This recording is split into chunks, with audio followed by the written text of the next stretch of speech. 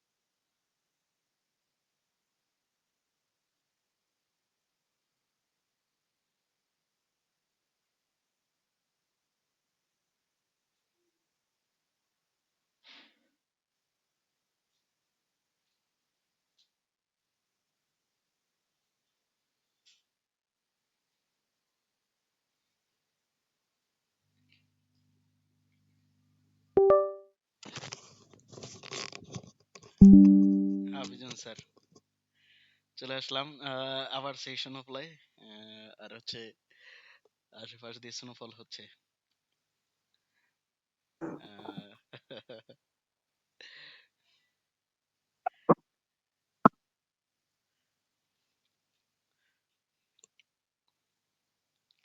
Knock দিলাম দুইজনকে, কিন্তু কোনো রেসপন্স পেলাম না, বুঝছেন?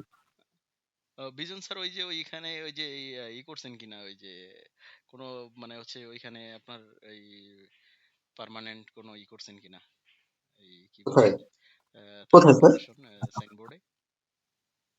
সাইনবোর্ড? হ্যাঁ। না, পার্মানেন্টলি করা হয়নি স্যার। কোনো ল্যান্ড প্রপার্টি বা হচ্ছে কি কোনো অ্যাসেট? না না না না না না স্যার।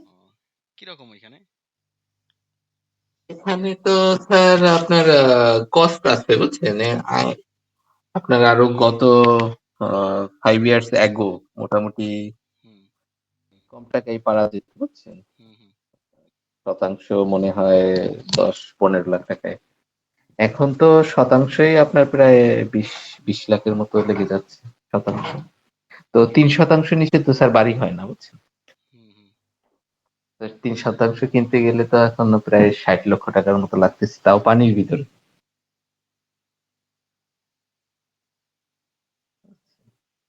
সেটাই আসলে। ওখানে বালু দিয়ে ভরাট করতে তো অনেক অনেক কস্ট, প্রায় 1 কোটি টাকার মতো লেগে যাচ্ছে, এরপর বাড়ি করতে হতো। হয় কি, যদি কোনোভাবে জায়গা কেনা যায়, ডেভেলপারকে দিয়ে করলে খুব ভালো হয় মনে হয়। এখন ডেভেলপাররা যদি করে, অনেক সময় এখন কোম্পানি অনুযায়ী, বুঝছেন? হুম ভালো ভালো কোম্পানিকে যদি দেয়া যায় তাহলে তো ওরা ভালো করেই করে, ফাইলিং করে, বুঝছেন? হুম আর যদি মনে করেন কোম্পানি ভালো না হয়, সেক্ষেত্রে নর্মাল বাড়ি করলে তো এখন দেখছেন ভূমিকম্পতে যে অবস্থা। হুম। একটা বাড়ি করলো, একটা বাড়ি তো ধসে যেতে 1 সেকেন্ডের ব্যাপার। সেটাই আসলে কোটি কোটি তো। টাকা লস, কোটি কোটি টাকা তো লস। যাই এই হোক, জন্য স্যার, অফ টপিকে আলোচনা হবে নি। বিজন স্যার, আমরা হ্যাঁ হ্যাঁ স্টার্ট করি আর হচ্ছে গিয়ে আলোচনা শেষ করি দ্রুত। হ্যাঁ স্যার। আজকের পুরো চ্যাপ্টারটা এবং মডিউলটা হচ্ছে কম্পিউটারের নেটওয়ার্কিং। আমরা এই কয়েকদিন যে চ্যাপ্টারগুলো শেষ করছি ওটা হচ্ছে গিয়ে ডাটা কমিউনিকেশন এবং নেটওয়ার্কিং এর প্রায় বেসিক কিছু কনসেপ্ট। আর না, নেটওয়ার্ক না, ডাটা কমিউনিকেশনস এবং এই রিলেটেড কিছু বেসিক কনসেপ্ট। এটা তো, এটা যেটা আপনি ইমেজটা দেখালেন, এটা পোর্ট না স্যার? হ্যাঁ হ্যাঁ হ্যাঁ, ওটা হচ্ছে গিয়ে কেবল কেবল হাব। ইয়ার কি আপনার হাব, ওই যে, যে ওয়াইফাই এর যে সাধারণত ইয়াগুলো, ওয়াইফাই ডাটা কমিউনিকেশনস রিলেটেড কিছু বেসিক কনসেপ্ট, ওয়াইফাই ঠিক আছে, এবং ডাটা কমিউনিকেশন সিস্টেম এই রিলেটেড, এবং এর সাথে কিছু terminologies: frequency, wavelength, spectrum, bandwidth, throughput, propagation speed, propagation time, noise, ঠিক আছে, এবং নয়েসের বিভিন্ন যে টাইপস গুলো আছে, ক্রসটক এবং নয়েসের যে ফিগার এসএনআর, নয়। ডেটা ডেটা ট্রান্সমিশনের যে মোড, এবং এর মধ্যে সিমপ্লেক্স, হাফ ডুপ্লেক্স এবং ফুল ডুপ্লেক্স, এই মোডগুলো, এবং এদের মধ্যে তুলনামূলক আলোচনা, এবং এরপর হচ্ছে ডেটা ট্রান্সমিশন যে করি সেটার মেথড, দুইটা যে মেথড, প্যারালাল ডেটা ট্রান্সমিশন এবং সিরিয়াল। এর মধ্যে আবার সিরিয়াল হচ্ছে গিয়ে সিনক্রোনাস, অ্যাসিনক্রোনাস, আইসোক্রোনাস, এই তিনটা জানলাম। স্যার, এরপর দেখবো। আমাদের আপনি কোনো নিউজ জানেন কিনা একটু কথা বলি, ওই যে নিবন্ধনের বিষয়টা, হ্যাঁ, কোনো আপডেট কোনো কিছু আছে কিনা, বা অতি উনিশ অতি দ্রুত উনিশতম পাবেন, দিয়েছিল অতি দ্রুত পাবেন। দেখা গেছে গিয়ে এই এক বছর উনি মেয়াদের 19 না? যতগুলো সাবজেক্ট আছে, এই সাবজেক্টগুলোতে যে টপিকগুলো আছে, এই টপিকগুলো থেকে এমসিকিউ কালেক্ট করে, বা ভিন্ন ভিন্ন যে আইসিটি এবং আইটি রিলেটেড, ধরেন কেউ জয়েন হইতে চাইতেছে, তার যুক্ত করে নিয়ে আসি। আচ্ছা। নাজিম স্যার, ঠিক আছে। হ্যাঁ স্যার। তো তো এটাই আর কি। নাজিম স্যার ভালো আছেন?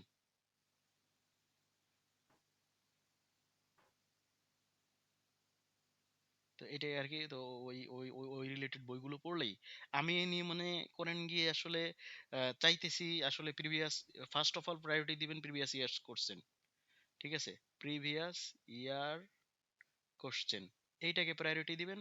এবং এইটাকে খুঁজতে গিয়ে একেবারে এই আঙ্গিকে তো কোনো বই আসে নাই। আইসিটির যে 1 ইয়ারের যে সিলেবাসটা না, Yes, sir, previous question. তাই না, এই 1 ইয়ারের এই Yes. সিলেবাসটা স্যার ফলো করবেন। এবং এইখান থেকে যে বিষয়বস্তুগুলো আছে সেইগুলোকে এমসিকিউ, সেইগুলোকে সিকিউ আকারে না এমসিকিউ আকারে পড়বেন, কেননা আসবে এমসিকিউ 100টা। এটা একটা বেস্ট গেল। এরপর হচ্ছে গিয়ে শর্ট কিছু আনসার ওই এমসিকিউ পড়তে গিয়ে এবং এমসিকিউ করতে স্যার, গিয়ে। আমি যতটুকু জানি, আইসিটির যদি আপনি আমাদের নিবন্ধন হয়, আইসিটির এমসি কিন্তু খুবই হার্ড আসে, ঠিক আছে? খুবই ক্রিটিক্যাল, ধরা যায় না যে আসলে কোনটা হবে আনসার। হ্যাঁ হ্যাঁ আর হ্যাঁ অপশন গুলো হয় কিন্তু ব্রড অপশন, বুঝছেন? হ্যাঁ হ্যাঁ, এই কারণে সিম্পল আপনাকে ওই যে যে ওই যে কিছু ওই ইজি থাকবে, হয়তোবা আপনার আমরা জানি যে 100-তে হয়তো সাবজেক্টিভ হয়তোবা 40-তে পাস, 40%। সেক্ষেত্রে আপনার 20টা কোশ্চেন আসবে অনেক ইজি, আর হ্যাঁ বাকিগুলো কিন্তু খুবই ক্রিটিক্যাল আসবে, হ্যাঁ হ্যাঁ, বুঝছেন? এবং হচ্ছে দেখা গেছে শর্ট কিছু আনসার এগুলি পড়তে গিয়ে মূলত আপনি পারবেন। শর্ট আনসার যেগুলো আপনাকে ভাইভাতে বা ওরালে জিজ্ঞেস করবে, ঠিক আছে। এটা খুবই আসলে বিষয় আসলে। সো এইটাই আর কি, এমসিকিউ শর্ট আনসার এই প্যাটার্ন। এবং আমি নিজেও চাচ্ছি এই যে যে আপনাদের ইয়ার ফার্স্ট সেমিস্টার গেল বা ফার্স্ট ইয়ার ফার্স্ট যে এটা গেল আর কি, ফার্স্ট পর্বটা গেল না, প্রথম পর্ব গেল না, বা ফার্স্ট পার্ট। হ্যাঁ হ্যাঁ হ্যাঁ। তো ওই ফার্স্ট পার্টের ফার্স্ট থেকে সেমিস্টার। বিচার বিশ্লেষণ করে প্রথমে পূর্ববর্তী যে কোশ্চেন গুলো আছে, প্রিভিয়াস ইয়ার্স কোশ্চেন, ওইগুলো আগে রাখবো। এরপরে আমার আঙ্গিকে অন্যান্য বই থেকে কালেক্ট করা, বিশেষ করে ইন্টারের আইসিটি বই থেকে কালেক্ট করা, মূলত এগুলো নিয়ে আসবো। বা হচ্ছে ওই আঙ্গিকে গুছায় মনে করেন গিয়ে কিছু কিছু বইও বের হইছে অবশ্য, যেমন হচ্ছে গিয়ে সিনক্রোনাস পাবলিকেশনস এর একটা, এরপর আরেকটা আছে গিয়ে তাজরিয়ান্স নাকি যেন একটা, আইসিটি এই নামে কিছু কিছু দেখবেন পেজ আসে। তো এদের কিছু বই এইভাবে গুছানোর করে রেডি করছে। সো এদের গুলিও দেখা যেতে পারে, ঠিক আছে। এগুলো নিয়ে বলবো আর কি, বলবো একদিন আমরা এগুলি নিয়ে স্পেশাল কিছু আলোচনা করব, সমস্যা নেই। যেহেতু সবারই আসলে এই কোর্স করার উদ্দেশ্য আইসিটি টিচার হওয়া। সো ট্রান্সমিশন মিডিয়া এবং টাইপস গুলো, এর মধ্যে গাইডেড, আনগাইডেড, গাইডেড যেগুলো টুইস্টেড পেয়ার কেবল, কোএক্সিয়াল এবং optical fibre, strip line, micro strip line. আর আনগাইডেড হচ্ছে গিয়ে রেডিও ওয়েভস, মাইক্রোওয়েভস, ইনফ্রারেড, এগুলো জেনেছি, দেখেছি এই টাইপস গুলো। এরপর হচ্ছে গিয়ে টুইস্টেড পেয়ার কেবল, কেবলের বিভিন্ন বৈশিষ্ট্যগুলো দেখেছি, এবং এই যে এর মধ্যে দুইটা যে টাইপ আছে এসটিপি ইউটিপি, এগুলো দেখেছি, ঠিক আছে। এই আলোচনা তো হয়েছে। এরপর কোএক্সিয়াল কেবল, এগুলোর আলোচনা হয়েছে, ঠিক আছে, কোএক্সিয়াল কেবলস এর যে বিভিন্ন যে type, thin net, thick net এর বৈশিষ্ট্যগুলো, ফাইবার অপটিক কেবল, এখানে তো ইমেজ নাই। ঠিক আছে, এরপর হচ্ছে গিয়ে এই ওপেন ওয়্যার এর মধ্যে সুবিধা অসুবিধা, প্রত্যেকটা প্রকারের কেবল টাইপসেরই বা ট্রান্সমিশন মিডিয়ামেরই সুবিধা অসুবিধার দিকগুলো। আর আনশিল্ডেড টুইস্টেড পেয়ার ইউটিভি, দেখি কে আসলো আবার, তাকে একটু জয়েন করায় নিয়ে আসি। রাজু স্যার, রাজু স্যার ভালো আছেন? সালাম আলাইকুম স্যার, আলহামদুলিল্লাহ। আসসালামু আলাইকুম আসসালাম। আপনি ভালো আছেন তো? এই তো আছি আলহামদুলিল্লাহ স্যার। আপনারা সবাই যুক্ত হইতেছেন তো না? যুক্ত হইতেছেন না, ক্লাস করতেছেন না, একা একা ভালো থাকি কিভাবে? এখন থেকে স্যার, দেখতেছি গত গত গত ক্লাসে তো আপনাকে নক দিলাম, পরে তো আপনি বললেন ক্লাস হবে না। হবে না। এখন কথা হচ্ছে কি, আমি আপনার হচ্ছে আপনি নক দিলেন, আমি মেসেজ করে রাখলাম, অনেকক্ষণ অপেক্ষা হয়েছিলাম। বাকি হচ্ছে গিয়ে মানে ক্লাসে বিজন স্যার ছাড়া অ্যাক্টিভ তো নাই কেউ। সো আজকে বিজন স্যারকে নিয়ে ক্লাস শুরু করছি, পরে বললাম যে আসুক তারা। ঠিক আছে, আর আজকে আবার আমি 10 মিনিট লেট করছি। মূলত রাত্রে খাবারটা খাইতে একটু আচ্ছা বাইরে আচ্ছা যাওয়া আচ্ছা। হয়েছিল, এটাই আর কি। বাইরে থেকে একটু মানে রাত্রে খাবার বলতে হালকা কিছু খাবার খেয়ে আসছি একটু স্টামিনার জন্য। রাত্রে আবার খাবো ক্লাসটা শেষ করেই। চাউমিন খাওয়া হয়েছিল আর কি। পরে দৌড়ঝাঁপ করে করে আস্তে আস্তে বাসায় 10 মিনিট লেট হয়ে গেছে। আচ্ছা যাই হোক, এটা শুরু করি। এখন আমরা কন্টিনিউ থাকবো সবাই। তো এরপর হচ্ছে গিয়ে কোএক্সিয়াল কেবল এরও সুবিধা অসুবিধা দেখেছি আমরা, ফাইবার অপটিক কেবল সুবিধা অসুবিধাও দেখা হয়েছে, রেডিও কমিউনিকেশনের যে ওয়ার্কিং প্রিন্সিপাল। ঠিক আছে, তার মধ্যে যে দুইটা টাইপস আছে, ন্যানো ব্যান্ড রেডিও ট্রান্সমিশন আর স্প্রেড স্পেকট্রাম রেডিও ট্রান্সমিশন, এগুলো আমরা দেখছি। কম্পিউটার সিস্টেমে মাল্টিপ্লেক্সিং ডিমাল্টিপ্লেক্সিং এর যে প্রসেস, এই দুটো কনসেপ্ট খুবই ইম্পর্টেন্ট। এরপরে হচ্ছে গিয়ে ব্লুটুথ, ওয়াইফাই, ওয়াইম্যাক্স, এগুলোর সিস্টেমগুলো কোনটা কিরকম এবং কার কোনটার বৈশিষ্ট্য, কোনটার বিশেষ করে যেটা মনে রাখা সেটা হচ্ছে গিয়ে ফ্রিকোয়েন্সিটা। ঠিক আছে, কোনটার ফ্রিকোয়েন্সি কতটুকু, ঠিক আছে, এইগুলো। এরপর হচ্ছে গিয়ে বৈশিষ্ট্যগুলো। আর আজকের ক্লাসটা হচ্ছে গিয়ে এই যে নেটওয়ার্কিং এর যে বেসিক কনসেপ্ট, এটা নিয়ে আমরা শুরু করব। আর এইগুলো হচ্ছে গিয়ে স্যার আপনার এই হাব, ঠিক আছে, আর এই সুইচ সুইচ আর এই প্রত্যেকটা কানেক্টর দিয়ে আছে, আর যে 45 কানেক্টর দিয়ে যুক্ত আছে, যেটা আমাদের আইএসপি এইরকম সুইচগুলো ব্যবহার করে আর কি। সো নেটওয়ার্কিং মূলত আমাদের সবারই বেসিক কিছু কনসেপ্ট আছে আসলে নেটওয়ার্কিংটা কি। তো তারপর আমরা একটু মানে ই করে আসি, দেখে আসি, জেনে আসি। দেখেন আসলে নেটওয়ার্কটা কি, কম্পিউটার নেটওয়ার্কটা পরে বুঝি। নেটওয়ার্কিংটা হচ্ছে গিয়ে কি, পারস্পরিক সংযুক্ত অবস্থা, একজনের সাথে আরেকজনের কানেক্টিভিটি আছে, সংযোগ আছে, যোগাযোগ আছে, ডাটা ডাটা আদান প্রদান হতে পারে, এমন একটা সিচুয়েশন, এমন একটা কন্ডিশনস, এমন এমন একটা হচ্ছে গিয়ে পরিস্থিতি, এবং এমন একটা অবস্থাটাই হচ্ছে গিয়ে নেটওয়ার্কিং বা নেটওয়ার্ক। এবং এই নেটওয়ার্ক অবস্থাটাই নেটওয়ার্ক। আর এই যে যে হয় ডাটা আদান প্রদান পারস্পরিক, এই বা যোগাযোগ হচ্ছে, এই ব্যাপারটা হচ্ছে নেটওয়ার্কিং। আর কম্পিউটার নেটওয়ার্কিং হয় কি, যখন ডিভাইসে বা ডিজিটাল ডিভাইস অথবা computer computer and computer related ডিভাইসগুলা পারস্পরিক ডাটা আদান প্রদান করে। পারস্পরিক তারবিহীন, আরো যদি ব্রড করতে চাই, তার বা তারযুক্ত অথবা তারবিহীন মাধ্যমে পারস্পরিক সংযুক্ত থেকে ডাটা আদান প্রদান করে এবং যোগাযোগ করে, সেটা হবে গিয়ে কম্পিউটার নেটওয়ার্ক। ঠিক আছে, এ হচ্ছে বিষয়। আর দেখি আমরা যদি একেবারে ফর্মাল ডেফিনেশনে যাই, আসলে দেখেন এখানে অনেক কিছুরই আমি আসলে ইমেজ যোগ করছি আসলে, বিভিন্ন টাইপসের। এই যে এই জিনিসগুলো দেখবেন আপনারা, ইমেজগুলো ইনকারেজ করবে আসলে বোঝার জন্য। এগুলি রিয়েল সিনারিও, এই যে ডাটা সেন্টারে বা সার্ভার সার্ভার আর হচ্ছে এই বিষয়গুলো। এরপর হচ্ছে এটা ওইটা ওয়াইফাই এর, ফাইবার অপটিক কেবলের এবং ওয়াইফাই সাইন এই জিনিসগুলো। যাই হোক, কম্পিউটার নেটওয়ার্কে কি বলছে ডেফিনেশনে, যে যে কোনো দূরত্বে, সেটা হচ্ছে যে কোনো দূরত্বে অবস্থিত আন্তঃসংযোগ বিশিষ্ট, মানে যেটা পারস্পরিক এবং একে অপরের সাথে সংযোগ আছে, একাধিক কম্পিউটার, মিনিমাম আপনাকে দুইটা ডিভাইস হতে হবে নেটওয়ার্কিং গড়ে তুলতে হলে। সো একাধিক ডিভাইসের মধ্যে তথ্য আদান প্রদান ও প্রক্রিয়াকরণে ব্যবহৃত সমন্বিত যে একটা সিস্টেম, সেটাকে কম্পিউটার নেটওয়ার্ক বলবে। আবার বলি, যে যে কোনো দূরত্বে অবস্থিত আন্তঃসংযোগ বিশিষ্ট একাধিক কম্পিউটারের মধ্যে তথ্য আদান প্রদান ও প্রক্রিয়াকরণে ব্যবহৃত যে সমন্বিত সিস্টেম, সেটাই কম্পিউটার নেটওয়ার্ক। আর কম্পিউটার নেটওয়ার্কিং সিস্টেমে কি হয়, একাধিক কম্পিউটার পরস্পরের সাথে তথ্য শেয়ার করতে পারে। আর তথ্য শেয়ার বলতে কি বুঝি আসলে আমরা, তথ্য শেয়ার বলতে হচ্ছে গিয়ে যে ইনফরমেশন, মানে সিস্টেমে যেটা মূলত ডাটাকে, ইউজার যে ইনপুটটা দেয়, ডাটা যে ইনপুট দেয়, সেটাকে প্রসেস করে যে ইনফরমেশন হয়, সেই ইনফরমেশনটা শেয়ার হয়। ঠিক আছে, সো হার্ডওয়্যার এর মধ্যে হচ্ছে গিয়ে দুই রকম, যে হার্ডওয়্যার অ্যান্ড সফটওয়্যার রিসোর্স, এটাও শেয়ার করতে পারে। হার্ডওয়্যার ডিভাইসগুলোর মধ্যে প্রিন্টার, হার্ডওয়্যার বলতে প্রিন্টার, স্ক্যানার, ঠিক আছে, এরপর হচ্ছে কি আপনার hard drives, physical hard drives, এগুলো। সফটওয়্যার বলতে আপনি এক একটা দেখা গেছে কি এক একটা সিস্টেমের যে সফটওয়্যার অ্যাক্সেস করা যায়, সেটা মাল্টিপল পিপল নেটওয়ার্কে সংযুক্ত থেকে একাধিক জন ইউজ করতে পারতেছেন। ঠিক আছে? আর অবজেক্টিভস অফ নেটওয়ার্কিংটা কি? নেটওয়ার্কিং এর আসলে গড়ে তোলার উদ্দেশ্য কি? এমনি এমনি তো আর কিছু হয় না, অবশ্যই উদ্দেশ্য বা পারপোজ থাকতেই হয় আসলে, যেটার মূলত যেন আমরা নেটওয়ার্কটা গড়ে তুলবো। আর এর মধ্যে হচ্ছে গিয়ে মোটা দাগে যে তিন চারটা পয়েন্ট, যে সুবিধাটা পাই সেটা হচ্ছে সময় ও আর্থিক সাশ্রয় করা যায়, সময় বেঁচে যায় এবং আর্থিক সাশ্রয় হয়। একটা উদাহরণ যদি আমি টানি, নর্মালি এই উদাহরণটা আপনারা এমনিতেই জানেন, যে হার্ডওয়্যার ব্যাপারটা যদি আসি, দেখা গেছে কি একটা প্রিন্টার হচ্ছে গিয়ে, বা বড় একটা ফ্যাক্স মেশিন, অথবা বড় একটা হচ্ছে ফটোকপি মেশিন, একটা স্মল অফিসে আছে, তাদের 3 থেকে 4টা রুমেই প্রায় 6 7টা 8টা করে পিসি, এবং এক একজনের এক কাছে আছে। তো তারা কি করলো কি, প্রত্যেকের জন্য আলাদা আলাদা মূলত এই প্রিন্টারটা ক্রয় না করে, তারা একটা প্রিন্টারই কিনলো ভালো দেখে, এবং একটা প্রিন্টারকেই মূলত এমন একটা স্থানে রাখলো যে সবাই ইজিলি অ্যাক্সেস করতে পারে, অথবা হচ্ছে গিয়ে ইজি অ্যাক্সেস না রেখে একটা নির্দিষ্ট লোকেশনেও রাখা যায়। ঠিক আছে? তো যেই লোকেশনে রাখুক, রাইখে মূলত প্যারালাল নেটওয়ার্কিং এ, সিস্টেম, প্যারালাল না? নেটওয়ার্কিং এ শেয়ার করে দিয়ে দেওয়া যায়।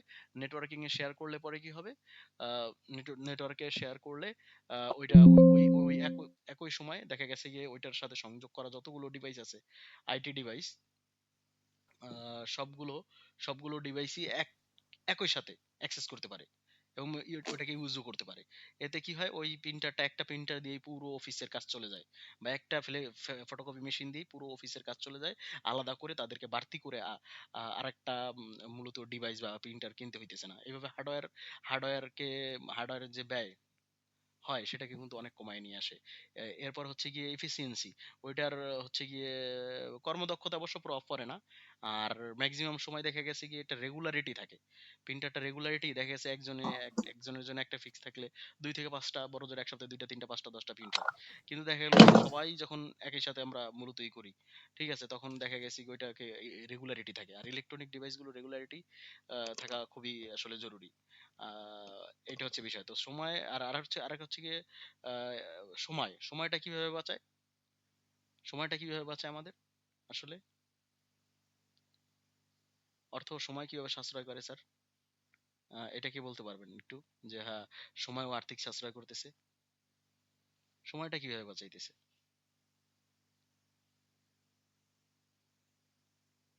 কেউ কি একটা এক্সাম্পল দিতে পারবেন? হ্যাঁ, এইটা মাথায় আসতেছে না, নেটওয়ার্কিং সময় বাঁচায় না, নেটওয়ার্কিং এর মাধ্যমে সময় বাঁচতেছে না। আচ্ছা, একটা জিনিস দেখেন, ঠিক আছে, আপনি যদি অনলাইন ক্লাসের কোনো ধরনের ফেসিলিটি নেটওয়ার্কিং এ যুক্ত থেকে সুবিধাই না থাকতো, বা আমরা ডাটা কমিউনিকেটই না করতে পারতাম, ঠিক আছে, তাইলে কি হইতো? তাহলে আপনাদের অবশ্যই অফলাইনে আসতে হইতো। অফলাইনে আসতে হইতো হইলে নির্দিষ্ট টাইম, এরপর হচ্ছে গিয়ে যেই জাম পার হয়ে যাওয়া, এটা একটা এক্সাম্পল দিছি, আর অনেক টনস অফ এক্সাম্পলস আছে। তো আপনারা যাওয়া, ঠিক আছে, তার পরবর্তীতে ক্লাসটা করে আবার আসা, কতগুলো সময় দেখেন অনলাইন হওয়াতে আপনাদের বাইচে গেছে না? ফ্লেক্সিবিলিটি পাইছেন না আপনারা? এরপরে আবার আরো দেখেন গিয়ে, দেখেন এখন আমি হচ্ছে গিয়ে আমার একটা খুব জরুরি একটা ভাউচার দরকার, বা হচ্ছে গিয়ে একটা ইনভয়েস, ঠিক আছে, যেটা ফালাই আসছি আমি। আমি আরেকজনকে বললাম, নেটওয়ার্কিং এ আমরা পারস্পরিক যেভাবে যুক্ত থাকি না কেন, যুক্ত তো আছি, তো আছে। এখন আমি বিজন স্যারকে বললাম, আমার অফিসে উনি কলিগ, বিজন স্যারকে বললাম, স্যার আমাকে একটু হোয়াটসঅ্যাপে পাঠিয়ে দেন। সো এই যে এটা কিন্তু, এই যে হোয়াটসঅ্যাপে পাঠায় মূলত ফাইলটা, ওই ডাটাটা আপনার বা ইনফরমেশনটা আপনার হাতে আসতেছে, ওইটা কোন থ্রুতে? নেটওয়ার্কিং যদি গড়েই তুলে না হইতো এবং নেটওয়ার্কিং সিস্টেমের মাধ্যমে না থাকতো এটা ডিভাইসটা, তখন কিন্তু আপনি কি পারতেন?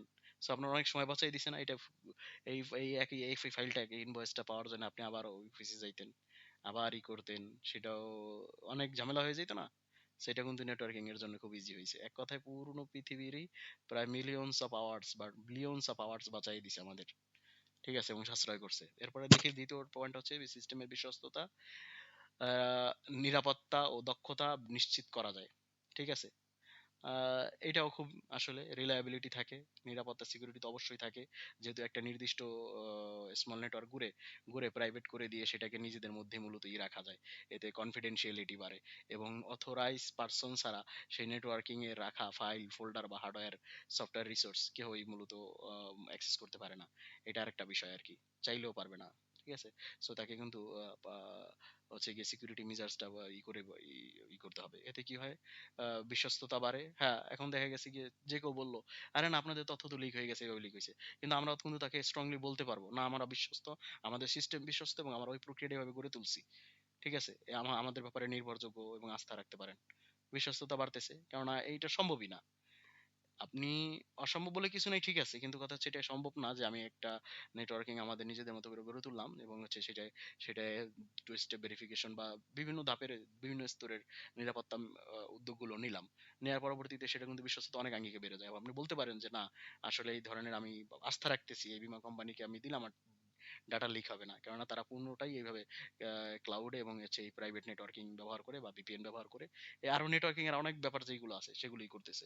সো পূর্ণ প্রসেসের সাথে বিশ্বস্ততা আসে এবং অন্য কেউ চাইলে একটা দেখা গেছে গিয়ে নিশ্চিত ভাবতে পারে যে তার এই রিসোর্সটা এবং তার এই সফটওয়্যারটা অথবা তার হার্ডওয়্যারটা যথেচ্ছ ব্যবহার হবে না, বরং একমাত্র তার অ্যাক্সেস এবং তার পারমিশন ছাড়া ওভাবে হবে না।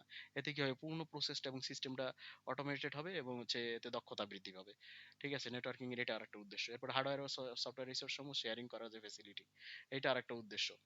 এখন আসি গিয়ে দ্বিতীয় এইটার ধাপে যে নেটওয়ার্কিং এর আর কি কি সুবিধা আছে।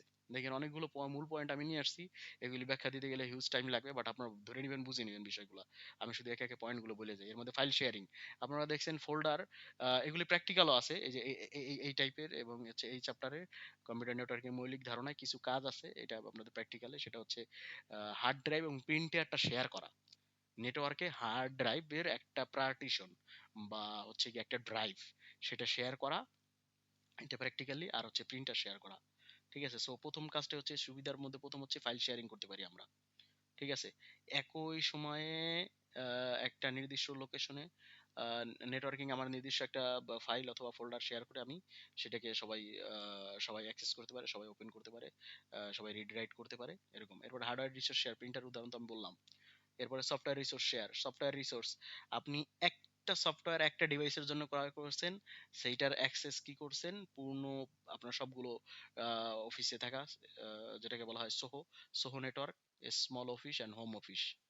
ঠিক আছে, এই যে এইটাকে বলা হয় সোহো, এই সোহো নেটওয়ার্ক এইভাবে গড়ে তুলে আপনি আপনার দেখা গেছে যে পিসি গুলিতে আপনার যে সফটওয়্যারটা আপনি ব্যবহার করেন এবং সবারই ডে টু ডে ব্যবহার করতে হয়, সাবস্ক্রিপশন নিলেন আপনি একজনের একটা ডিভাইসের, বাট অ্যাক্সেস করতে পারতেছেন সবাই।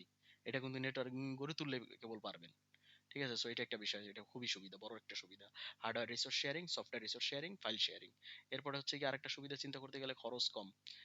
সফটওয়্যার খরচ তো বেড়েই যাবে, 5 জনের জন্য সাবস্ক্রিপশন আলাদা আলাদা নিব 5টা পিসিতে, আমার $50 লাগবে, সেখানে আমি $10 কি $5 কাজ করতে পারতেছি। বিশ্বাসযোগ্যতা বৃদ্ধি, বিশ্বাসযোগ্যতা বৃদ্ধি পাইতেছে, একে অপরে পুরো প্রসেসটা সবাই আসলে মনিটরিং, সবাই করতেছে, এই কারণে মূলত প্রত্যেকের মধ্যে ডাটা শেয়ার হওয়াতে পারস্পরিক বিশ্বস্ততা, সিস্টেমের প্রতি আস্থা রাখা যাইতেছে। যে কারণ আপনি জানতেছেন প্রতি মুহূর্তে, আর নেটওয়ার্কিং হওয়াতে আরেকটা বড় বিশ্বস্ততার কাজ হচ্ছে গিয়ে সবকিছু রিট্রাইভেবল এবং ডিজিটাল ফুটপ্রিন্ট থাকে, ডিজিটাল পায়ের ছাপ থাকে, যে কোনো মুহূর্তে যে কোনো তথ্য রিট্রাইভ করে এবং যে কোনো আর কি আপনি বলবেন যে না আমি এটা করি নাই, সেটা সম্ভব না। কারণ আমি এটা বলি যে প্রতি মুহূর্তে আমরা যখন যা করতেছি লগ আকারে কিন্তু ইন্টারনেটে যখনই বা নেটওয়ার্কিং এই করি, তখন তো ইন্টারনেটের বিশাল বড় একটা লগ ফাইল তৈরি হয়ে থাকে, নেটওয়ার্কিং যারাই যা করেন না কেন এই লগ ফাইল কিন্তু তৈরি হয়ে থাকে। এই যে ক্লাস নিচ্ছি এটা কিন্তু কোথাও না কোথাও রেকর্ড হইতেছে এবং কোথাও না কোথাও এটারও মূলত একটা প্রমাণ, প্রুফ এবং একটা ছাপ অনলাইনে থাকতেছেই, যাই করেন আপনি একটা। ঠিক আছে, এটা কিন্তু বড় একটা সিকিউরিটি ভালনারাবিলিটি, চিন্তা করতে পারেন আপনি অন্যান্যরা, বাট এটা এরকম না। কিন্তু কথা হচ্ছে এর দ্বারা কি বিশ্বাসযোগ্যতা বাড়তেছে। ঠিক আছে, এরপর হচ্ছে কাজের সুষম বন্টন, কাজের একটা সুষম বন্টন হইতেছে, কাজে কারোর উপরে এককভাবে চাপ পড়তেছে না, সবাই যেহেতু ভাগ ভাগ করে যার যার কাজ করতে পারতেছে, বিশ্বস্ততা বাড়তেছে, সুষম বন্টন হইতেছে। দেখা গেছে এই টাস্কে করলো, এই টাস্কে করলো, এরকম বন্টন করা যায় আর কি, অ্যাসাইন করা যায়। অধিকতর আউটপুট বা বেশি থ্রুপুট, দ্রুত গতি, খুবই দ্রুত গতিতে কাজ সম্পাদন, ডাটাবেজ ম্যানেজমেন্ট করা যায়, অব্যাহত কাজ করা যায় কন্টিনিউয়াসলি। আর শেষেরটা হচ্ছে কি নিরাপত্তা। এই পয়েন্টগুলো সুবিধা বললে, এই মূল পয়েন্টগুলো দিয়ে এটাকে একটু একটু উদাহরণ টাইনে ইলাবোরেট করবেন এই। এরপর হচ্ছে গিয়ে তারবিহীন নেটওয়ার্কিং, নেটওয়ার্কিং এর সুবিধা। তারবিহীন যেগুলা নেটওয়ার্কিং এর একটা মাধ্যম, দুই মাধ্যমের নেটওয়ার্ক আছে, নেটওয়ার্ক ব্যবস্থা করে তোলা যায়, মাধ্যম যেটাকে বলা হয় গিয়ে মাধ্যম, নেটওয়ার্কিং এর মাধ্যম, সের মধ্যে হচ্ছে কি একটা হচ্ছে তারযুক্ত, তারবিহীন, তারযুক্ত মাধ্যম, তারবিহীন মাধ্যম। তারবিহীন মাধ্যমের মধ্যে ওয়াইফাই, ওয়াইম্যাক্স, ব্লুটুথ, ঠিক আছে, এই জিনিসগুলা। তো এগুলো ব্যবহার করলে কি সুবিধা হবে, স্থানান্তর করার সুবিধা, পরিবর্ধন যোগ্যতা আছে, কম ব্যয় হয় এবং অধিক নমনীয়তা পাওয়া যায়, নেটওয়ার্কে প্রসারিত করা যায়, সহজ এবং দ্রুত ইনস্টলেশন। এই 6টা সুবিধা আছে, স্থানান্তর করার সুবিধা, পরিবর্তন যোগ্যতা, সহজ ও দ্রুত ইনস্টলেশন করতে পারি আমরা, কম ব্যয় হয় এবং নেটওয়ার্ক প্রসার করা যায়, অধিক নমনীয়তাও পাওয়া যায়। এরপরে দেখি গিয়ে কম্পিউটার নেটওয়ার্কে আসলে কোথায় কোথায় আমরা ব্যবহার করতেছি। এগুলো ব্যাখ্যার কিছু নাই, জানি যে আসলে কোনো জায়গা বাদ নাই আজকাল যেখানে আমরা ব্যবহার না করি আসলে। বরং এইটার মানে হচ্ছে গিয়ে এখন যেইগুলোর পয়েন্ট আমি বলতেছি এর বাইরেও মানে এমন এত এত স্কোপ এবং এমন এমন এমবেড হইতেছে নেটওয়ার্কিং ব্যবস্থাটা, মানে মানে আপনার মানে তালিকাই করতে থাকবেন, শেষ হবে না আর। সো দেখি বাসা বাড়িতে ডে টু ডে লাইফ ব্যবহার হইতেছে, ব্যবসা ক্ষেত্রে ব্যবহার হইতেছে, ঠিক আছে, ব্যবসা ক্ষেত্রে হিসাব নিকাশের কাজে বিশেষ করে, আর বাসা বাড়িতে ব্যবহার হইতেছে গিয়ে যোগাযোগের কাজে বেশি বিশেষ করে, এবং হচ্ছে গিয়ে তথ্য সংগ্রহের ক্ষেত্রে। এরপরে স্বয়ংক্রিয় অফিস ও কারখানা ব্যবস্থাপনা, অফিসটাকে আমরা অটোমেটেড সফটওয়্যারের মাধ্যমে কিন্তু হাজিরা দেখেন, ওটা কিন্তু নেটওয়ার্কিং এর মাধ্যমে ছাড়া কিন্তু সম্ভব ছিল না। হাজিরা যে করা, হাজিরা ফিঙ্গারপ্রিন্ট দিয়ে বা হচ্ছে গিয়ে রেটিনা স্ক্যান করে অথবা যেভাবেই হোক,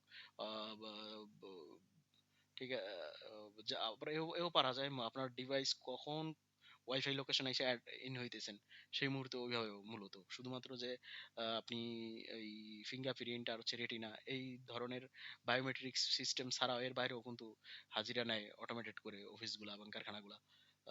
এবং কারখানার তো বলতে গেলে যে পিএলসির মাধ্যমে প্রোগ্রামিং লজিক কন্ট্রোলিং, এই পিএলসির মাধ্যমে সারা দুনিয়ায় এখন হচ্ছে গিয়ে অটোমেটেড হয়ে গেছে কম্পিউটার সিস্টেমের ওই যে পিএলসি সিস্টেম করে অটোমেটেড করে দিছে।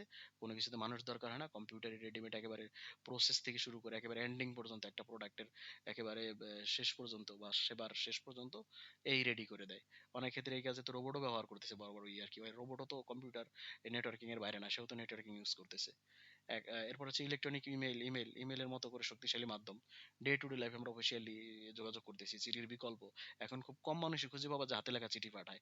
সবাই ইমেইল, হোয়াটসঅ্যাপ এগুলি সহযোগিতা না, ইলেকট্রনিক বুলেটিন বোর্ড, যেটা আগে কাগজপত্র পড়তাম আমরা, টিভি দেখতাম, কিন্তু এখন ইলেকট্রনিক বুলেটিন বোর্ড গুলি বের হইছে। চিকিৎসা ক্ষেত্রে টেলিমেডিসিনের প্রসারতা, e governance, WiFi, railway ticketing, e banking, তালিকার শেষ নাই। এরপরে আসি গিয়ে types of based on location, types of network, computer network based on location আর বেসড অন হচ্ছে গিয়ে ডিস্টেন্স। তো দূরত্ব বিবেচনায়, পরিধি বিবেচনায়, ভৌগোলিক বিবেচনায় যদি আমরা নেটওয়ার্কিং ক্লাসিফিকেশন করি তাহলে অনেকগুলো টাইপ আসবে।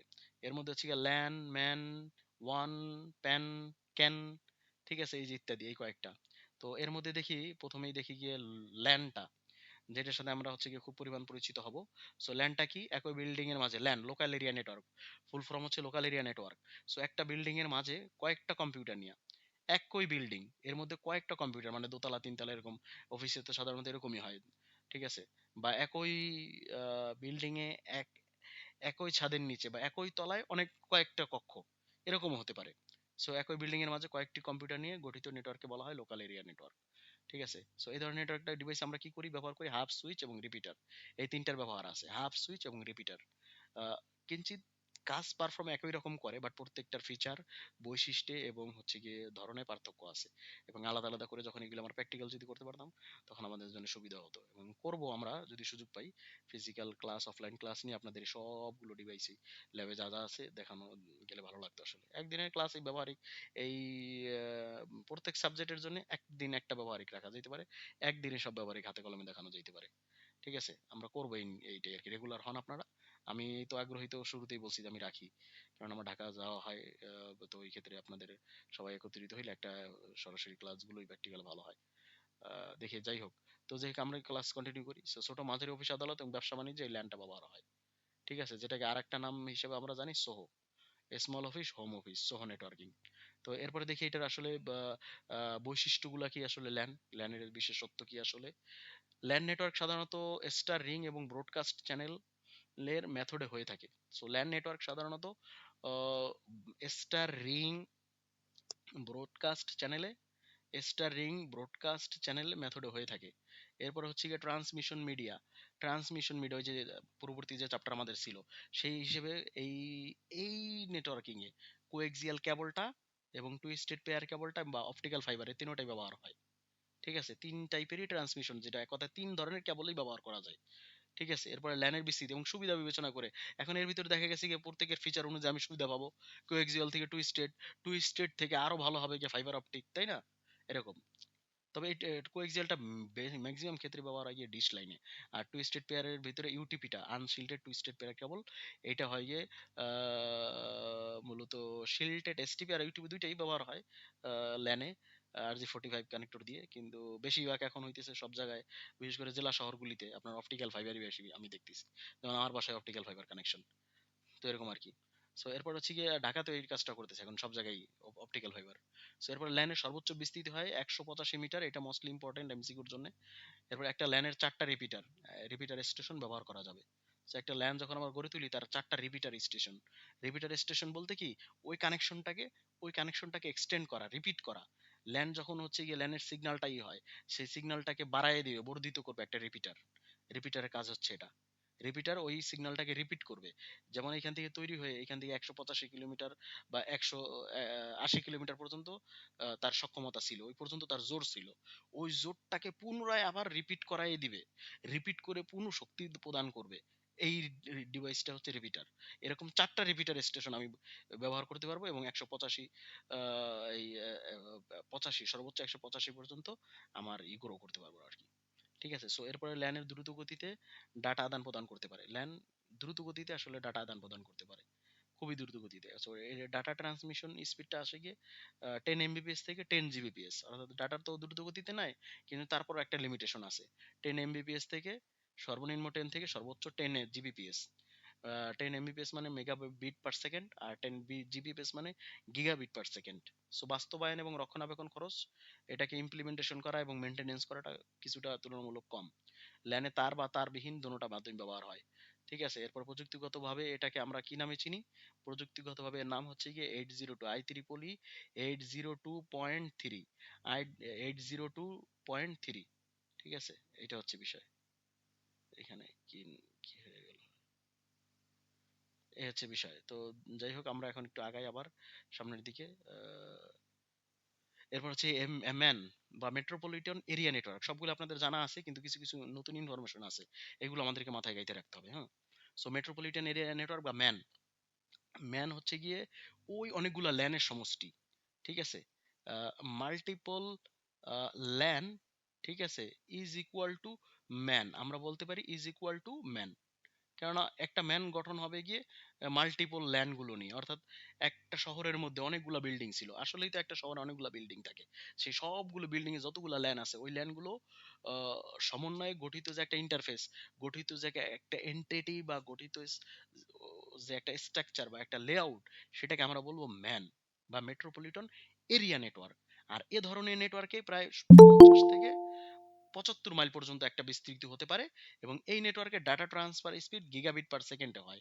অর্থাৎ মিনিমাম সেটা এটার স্পিডটাই আমরা মূলত, ম্যানের স্পিডটা আমরা বলি জিবিপিএস এ, কেউ এমবিপিএস এ প্রকাশ করি না, জিবিপিএস এ প্রকাশ করি। ঠিক আছে। যাই হোক, একজন জয়েন হইতে চাইতেছে, ওনাকে জয়েন করে আসি একটু। কে আসছে নতুন করে? ওয়াহিদ স্যার। ওয়াহিদ স্যার কি অবস্থা স্যার, ভালো আছেন? আর তাজনুর স্যার কি অবস্থা, স্যারও যুক্ত হয়েছে। আসসালামু আলাইকুম স্যার, আমি ভুলে গেছিলাম, একটা কাজে ছিলাম ইয়াতে। আচ্ছা আচ্ছা আচ্ছা, যাক, এখন এখন হঠাৎ করে মনে পড়ছে, তাড়াতাড়ি ঢুকলাম। তাই। খুব ভালো।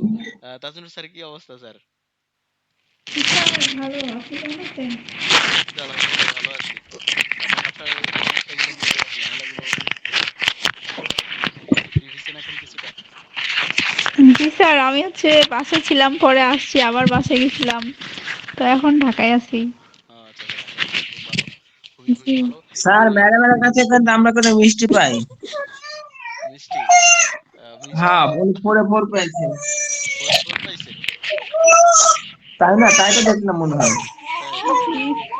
আমি আগে ম্যাডাম তো ইসি করতে আর গেছিল আর এই কি, ধরো, ধরো, সিভিল ধরো, ধরো। ইঞ্জিনিয়ার, এই কম্পিউটারে টুকটাক আমি কাজ করে। খাবো না। ঠিক আছে। সো এটা তো পারবেই, স্বাভাবিক জিনিস। এখন বাকিদের কাছে আমার হচ্ছে গিয়ে খুব পরিমাণ রিকোয়েস্ট, সবার কাছে রিকোয়েস্ট। ঠিক আছে, মিষ্টির রিকোয়েস্টটা না হয় আব্দুল হাইদ স্যার রাখলো, কিন্তু আমিও সবার কাছে রিকোয়েস্ট রাখতেছি, সবাই একটু রেগুলার ক্লাসে থাকি, আমাকে একটু হেল্প করেন। আমি আপনাদের হেল্প করতে চাই, আসলে জানি না কতটুকু পারতেছি। কেননা রেগুলার থাকলে আমার যেই কাজগুলো আপনাদের জন্য শ্রমটা দেই, ওই শ্রমটা আমার কাছে কেমন যেন ফ্রুটফুল মনে হয়। কি দিতে পারলাম জানি না, বাট আমি ইন্সপিরেশন পাই। এটা আমার আপনাদের উপস্থিতি অ্যাটেন্ডেন্সের। আর কিছু কিছু বিষয় আমরা আলোচনা করে শুনবো, শোনার পরে বইতে গিয়ে কানেক্ট করব। অনেক বিষয় আমাদের কাছে হালকা হবে, বোঝা হবে। কারণ আগে আমি বিজন স্যারকে বলতেছিলাম যে আমাদের লিসেনটা আগে জরুরি, তার পরবর্তীতে অটোমেটিক আমরা ওটা বইতে কানেক্ট করলে অনেক বেশি আমাদের ইজি হয়ে যাবে, ধরতে সহজ হবে, বুঝতে সহজ হবে। লিসেনটা খুব জরুরি আসলে। আমরা জানি আপনারা সবাই এই জিনিসগুলো জানেন, বইতে পড়লেও পারবেন, কিন্তু ওইভাবে হয়ে ওঠে না আসলে। ঠিক আছে, শুনবেন আগে মনোযোগ দিয়ে, যে কোনো টপিকেই আপনি আগে ওই ব্যাপারটা নিয়ে প্রচুর শুনবেন। শোনাটা আপনার বইতে কনসেন্ট্রেশন দিয়ে দেখবেন আপনার, আপনি এখন এত কাজের ওইটা সেটার চাপে থাকেন, সত্যিকার অর্থে আপনাদের নেচার যেরকম হয়েছে, আপনাদের ব্রেনেরও এখন একটা এমন স্টেজে আছে, বা আপনার আমাদের সবারই, যে আমরা বইতে কনসেন্ট্রেশন দেওয়ার মন মানসিকতা খুব কম এবং ওই ধরনের আসেই না। সো আমাদের এখন এই অবস্থানে এসে সিস্টেম বিকল্প কি পডকাস্ট। পডকাস্ট বলতে এই যে অডিও, অডিও বুক বা পডকাস্ট এইগুলো। আর এই কারণে কি অডিও, এই যে বা আমরা যে রিয়েল যে অনলাইন ক্লাসগুলো নিতেছি, এটা যে স্লাইড ধরে ধরে টপিকগুলো আলোচনা হইতেছে, এটা আপনাকে অনেকখানি ইজি করে দিবে। এরপর বইতে কানেক্ট করেন, অনেক জটিল কঠিন ব্যাপারটা আপনার কাছে খুব খোলাসা এবং ইজি মনে হবে। এবং বইতে কম সময় দেওয়া লাগবে, সত্যি বলতেছি, আমি বইতে কম সময় দেওয়া লাগবে। এটা আমিও রিয়েলাইজ করতাম না, এই কারণে আমি অনেক সময় ক্লাস ওইটা সেটা অ্যাভয়েড করতাম। বাট আমি কি করি, সংশ্লিষ্ট টপিকে জানা থাকলেও ওই টপিকটা এবং মূল কিওয়ার্ডটা ফাইন্ডিং করে ওইটার ব্যাপারে কিছু না কিছু নিজে একটা 2-3টা ভিডিও দেখে নিই আগে, ইউটিউবে হোক বা রিয়েল ক্লাস পাই সেই সুযোগ হোক, নিয়ে তারপরে দেন আমি ওইটাকে বইতে, পরে আমি নিজের মতো করে সাজাই রাখি, ইন্ডেক্সিংটা নিজের মতো করি। ঠিক আছে, আপনাদের তো আমি ক্লাসের শুরুতে বলছিলাম যে এই যে 5টা কিওয়ার্ড সিবিপি এনআরটি, ওই মেথোডোলজিটা প্রিপারেশনের জন্য ফলো করবেন। সো এটাই, যাই হোক আমরা ক্লাসের দিকে আগাই এখন আবার। সো এই গিগাবিট পার সেকেন্ড, এটা মোস্টলি ইম্পর্টেন্ট একটা এমসিকিউ, যে ম্যান বা মেট্রোপলিটন এরিয়া নেটওয়ার্কে ডাটা ট্রান্সমিটের যে স্পিডটা, সেটা কি হিসেবে ক্যালকুলেট করা হয় বা কি হিসেব করা হয়, গিগাবিট পার সেকেন্ডে বা জিবিপিএস, গিগাবিট পার সেকেন্ড বা জিবিপিএস। আর এখন যেহেতু হচ্ছে গিয়ে মনে করেন কি এমসিকিউ হয়ে যাবে, এটা আমরা তো সবাই শিওর, এমসিকিউ হবে আপনার এই পরীক্ষায়, আমাদের যে এই পরীক্ষা কি বলে এটাকে, এনটিআরসির নিয়োগ পরীক্ষার। তো এই কারণে আমাদের মাঝে মাঝে কিছু কিছু এমসিকিউ, ইম্পর্টেন্ট এমসিকিউ আমি বলে দিব যে আসলে এটা গুরুত্বপূর্ণ বেশি। ঠিক আছে, এবং আমি ওইগুলোতে ইমফেসিস করবো, আপনারা ইমফেসিস করবেন। সো এরপরে দেখি এ ধরনের নেটওয়ার্কে ব্যবহৃত ডিভাইসগুলোর মধ্যে আছে কি রাউটার, সুইচ, মাইক্রোওয়েভ, অ্যান্টেনা ইত্যাদি। সো এই ম্যানের মধ্যে আসি, এর দূরত্ব সাধারণত কোনো শহর ভিত্তিক হয়ে থাকে, প্রথম বৈশিষ্ট্য। দ্বিতীয়টা হচ্ছে গিয়ে ম্যান একাধিক ল্যান্ড সমূহের সংযোগ স্থাপন করে থাকে, এটা আমরা জেনেছি। এরপর এর স্পিডটা হবে গিয়ে 34 থেকে প্রায় 155 Mbps। ঠিক আছে, এরপর হচ্ছে প্রযুক্তিগতভাবে এটি যে নামে পরিচিত, এটা মোস্ট ইম্পর্টেন্ট একটা এমসিকিউ, এমসিকিউ খুবই।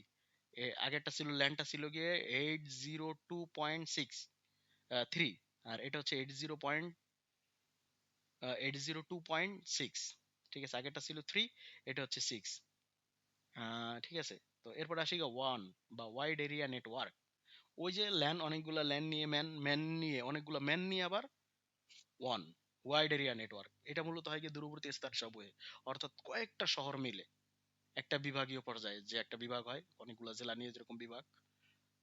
ঠিক আছে, তো ওরকম অনেকগুলো জেলার সমন্বয়ে বলতে গেলে যে একটা বিভাগীয় পর্যায়ে অথবা একটা পুরো দেশের ব্যাপী যে নেটওয়ার্কটা থাকে, সেটা হচ্ছে ওয়ান বা ওয়াইড এরিয়া নেটওয়ার্ক। ঠিক আছে, সো দূরবর্তী স্থান সমূহকে নিয়ে গড়ে ওঠা নেটওয়ার্কে আমরা ওয়াইড এরিয়া নেটওয়ার্ক বা ওয়ান বলা হয়, দুইটা ভিন্ন ভিন্ন দেশের মধ্যে। ঠিক আছে, এই তো দেশ বা লোকেশন বা প্রদেশ, প্রদেশ হতে পারে, প্রভিন্সও হতে পারে। সো দুইটা ভিন্ন ভিন্ন দেশের মধ্যে এই নেটওয়ার্ক গড়ে ওঠে। এই ধরনের নেটওয়ার্কটা কি, ডাটা ট্রান্সফার স্পিড হচ্ছে গিয়ে 56 kbps থেকে ওয়ান, ডাটা ট্রান্সফার স্পিডটা বেশি হওয়ার কথা। ঠিক আছে, এটা ভুল হয়েছে, আসলে ওয়ানটার বেশি হওয়ার কথা।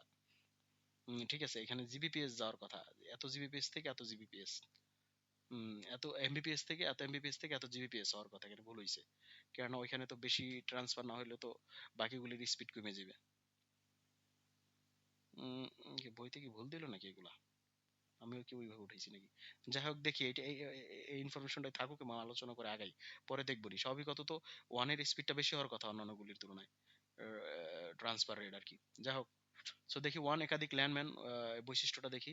ওয়ান একাধিক ল্যান্ডম্যান নেটওয়ার্ক সংযুক্ত করে। এই নেটওয়ার্কিং সিস্টেমে কি করি, ট্রান্সমিশন মিডিয়া হিসেবে আমরা টেলিফোন লাইন বা মাইক্রোওয়েভ সিগন্যাল ব্যবহার করি। বড় বড় দেশের ক্ষেত্রে ভারত, আমেরিকা ইত্যাদি দেশে ট্রান্সমিশন মিডিয়া হিসেবে স্যাটেলাইট সিস্টেম ওরা ব্যবহার করে। ঠিক আছে, আমরাও হয়তো পারবো, কিন্তু বঙ্গবন্ধু স্যাটেলাইটের আসলে পারবো কিনা জানি না, ভিন্ন স্যাটেলাইট লাগতে পারে। কিন্তু আমরা এখনো ওইটা ব্যবহার করতেছি না মনে হয় ইন্টারনেটের ক্ষেত্রে। যাই হোক, ডাটা ট্রান্সমিশন স্পিড 1200 বিপিএস থেকে 2400 বিপিএস। এরপর আসি প্যান। প্যান এবং ক্যান, এই দুইটা জিনিস কিন্তু খুব গুরুত্বপূর্ণ, এখান থেকে এমসিকিউ বেশি আসে। ছোট প্রশ্ন আছে, প্যান কি, ক্যান কি। তো প্যানটা হচ্ছে কি, কোনো ব্যক্তির নিকটবর্তী নেটওয়ার্ক ডিভাইসের মধ্যে তথ্য আদান প্রদান সিস্টেমকে বলা হয় প্যান। একেবারে। আর প্যানের অপর নামকে আমরা বলতে পারি ব্লুটুথ। যেমন কোনো খুব ২-৩টা ডিভাইস পাশাপাশি আছে। এদের মধ্যে যখন ডাটা ট্রান্সমিট হবে, এই ছবি হোক, ওইটা হোক, সেটা হোক, সেগুলি যখন আমরা করি সেটা হবে গিয়ে ব্লুটুথ। আর ব্লুটুথের স্ট্যান্ডার্ড হচ্ছে গিয়ে 802.15। এটা একটা গুরুত্বপূর্ণ স্ট্যান্ডার্ড, এটা মনে রাখবেন, এটা এমসিকিউতে আসে বেশি। আর প্যানের সীমা হচ্ছে 10 মিটারের মধ্যে, অর্থাৎ 10 মিনিটের বাইরে গেলে এটা আর পাবে না। So laptop, PDA, mobile phone ইত্যাদিতে এই প্যান নেটওয়ার্কিংটা থাকে। আর এর কার্যক্রম বৈশিষ্ট্য 10 মিটারের মধ্যে সীমাবদ্ধ। স্যার কম্পিউটার ব্লুটুথ মনে হয় আছে 11 হয়, 802.11 11 ডাবল ব্লুটুথ তো 11, ওয়াইফাই মনে হয় 11, সরি। ওয়াইফাই তো 11, ঠিক আছে, ওয়াইফাই তো 11, যেটা আমরা বলি, ঠিক আছে, ওয়াইফাই তো 11, এটার স্ট্যান্ডার্ড 15 আর কি, ঠিক আছে। তো কম্পিউটার ও তথ্য প্রযুক্তি ডিভাইস সমূহের তথ্য আদান প্রদান করা যায়। আর কম্পিউটার বাস সমূহ, বিশেষ করে এটা মোস্টলি ইম্পর্টেন্ট একটা এমসিকিউ, যে প্যানটা কোথায় থাকে। কম্পিউটারের মধ্যেও যে বাস আছে, ঠিক আছে, এই যে এবং বাস সমূহের মধ্যে ইউএসবি এবং ফায়ারওয়াল এর মাধ্যমে যুক্ত থাকে, ঠিক আছে, বা ডাটা ডাটা আদান প্রদান করে এই মাধ্যমে। এরপর আছে ক্যান হচ্ছে গিয়ে ক্যাম্পাস, ঠিক আছে, একই ক্যাম্পাসের মাঝে পাশাপাশি কয়েকটা বিল্ডিং নিয়ে যখন লোকাল এরিয়া নিয়ে নেটওয়ার্ক গঠন হয়, তখন ওই নেটওয়ার্ক আমরা বলি ক্যাম্পাস এরিয়া নেটওয়ার্ক, সংক্ষেপে ইংরেজিতে বলি ক্যান। এই ধরনের নেটওয়ার্কে ব্যবহৃত ডিভাইস হচ্ছে কি হাব সুইচ এবং রিপিটার। এরপরে আসি আরো কিছু নেটওয়ার্কিং আছে, নেটওয়ার্কিং আরো 2-3টা কনসেপ্ট, এই জিনিসগুলো আপনাদের জানতে হবে। সেটা হচ্ছে ক্লায়েন্ট অবলিক সার্ভার এবং peer to peer network. Client oblique server and peer to peer network. দেখেন, ক্লায়েন্ট এবং অবলিক সার্ভার এবং পিয়ার টু পিয়ার নেটওয়ার্ক হলো লোকাল এরিয়া নেটওয়ার্কের দুইটা মোড। এরা লোকাল এরিয়া নেটওয়ার্কেই, কিন্তু দুইটা মোড এরা। এখন ক্লায়েন্ট কি বলা হয়, সার্ভারটা কি বলা হয়, দেখেন দুইটাই জানতে হবে। ক্লায়েন্ট নেটওয়ার্ক কি, সার্ভার নেটওয়ার্ক কি, বা ক্লায়েন্ট কম্পিউটার কি, সার্ভার কম্পিউটার কি। সো ক্লায়েন্ট কি, একটা নেটওয়ার্ক ভুক্ত একটা পিসি। এটা ক্লায়েন্ট হচ্ছে একটা নেটওয়ার্ক ভুক্ত একটা পিসি, ঠিক আছে। সো যাকে আমরা আরেকটা নামে জানি ওয়ার্ক স্টেশন। অর্থাৎ একটা নেটওয়ার্কে তো আপনি জানছেন যে মাল্টিপল, এই যে একটা পিসি, দুইটা পিসি, তিনটা পিসি, চারটা পিসি। সো এই প্রত্যেকটা ইন্ডিভিজুয়াল পিসি যুক্ত করা পিসি এক একটা ক্লায়েন্ট অথবা এক একটা ওয়ার্ক স্টেশন। স্যার বুঝছেন ক্লায়েন্টটা কি? সবাই বুঝছেন? নেটওয়ার্কভুক্ত একটা পিসি, ঠিক আছে, যাকে আমরা ওয়ার্ক স্টেশনও বলি, ঠিক আছে। এই আর কি। যদি একটা ল্যান সিস্টেমে 10টা কম্পিউটার থাকে, তাহলে তার একটা হবে সার্ভার, অর্থাৎ যেটা হচ্ছে গিয়ে ওই বাকিগুলোকে কন্ট্রোল করবে, বাকিগুলোকে হ্যান্ডেল করবে। যে হ্যান্ডেল করবে, যে অপারেট করবে, যে হচ্ছে গিয়ে প্রোভাইড করবে, ঠিক আছে, সার্ভ করবে, সেবা দিবে বাকিগুলিরে, সে হবে সার্ভার, ঠিক আছে। আর ওই সার্ভার কম্পিউটার হয় উচ্চ ক্ষমতা সম্পন্ন এবং এদের স্টোরেজ ক্যাপাসিটিটাও বড় হয়, ঠিক আছে। সো 10টা কম্পিউটার নিয়ে আপনি একটা নেটওয়ার্ক করছেন, তার মধ্যে 9টা হবে গিয়ে আপনার ক্লায়েন্ট কম্পিউটার বা ক্লায়েন্ট পিসি বা ওয়ার্ক স্টেশন পিসি, আর বাকি একটা হবে গিয়ে সার্ভার পিসি। হ্যাঁ, এবং সার্ভার পিসিতে সার্ভার অপারেটিং সিস্টেম থাকবে, যে কোনো সার্ভার অপারেটিং সিস্টেম। তো জনপ্রিয় একটা সার্ভার অপারেটিং সিস্টেমের নাম আপনারা জানেন, Red Hat Enterprise Linux, RHEL। আর উইন্ডোজ সার্ভারেরও অনেকগুলো আছে, বাট এই রেড হ্যাটটা হচ্ছে সবচেয়ে। আরেকটা হচ্ছে গিয়ে আরেকটা নাম, দারুণ একটা নাম নাই, মনে নাই।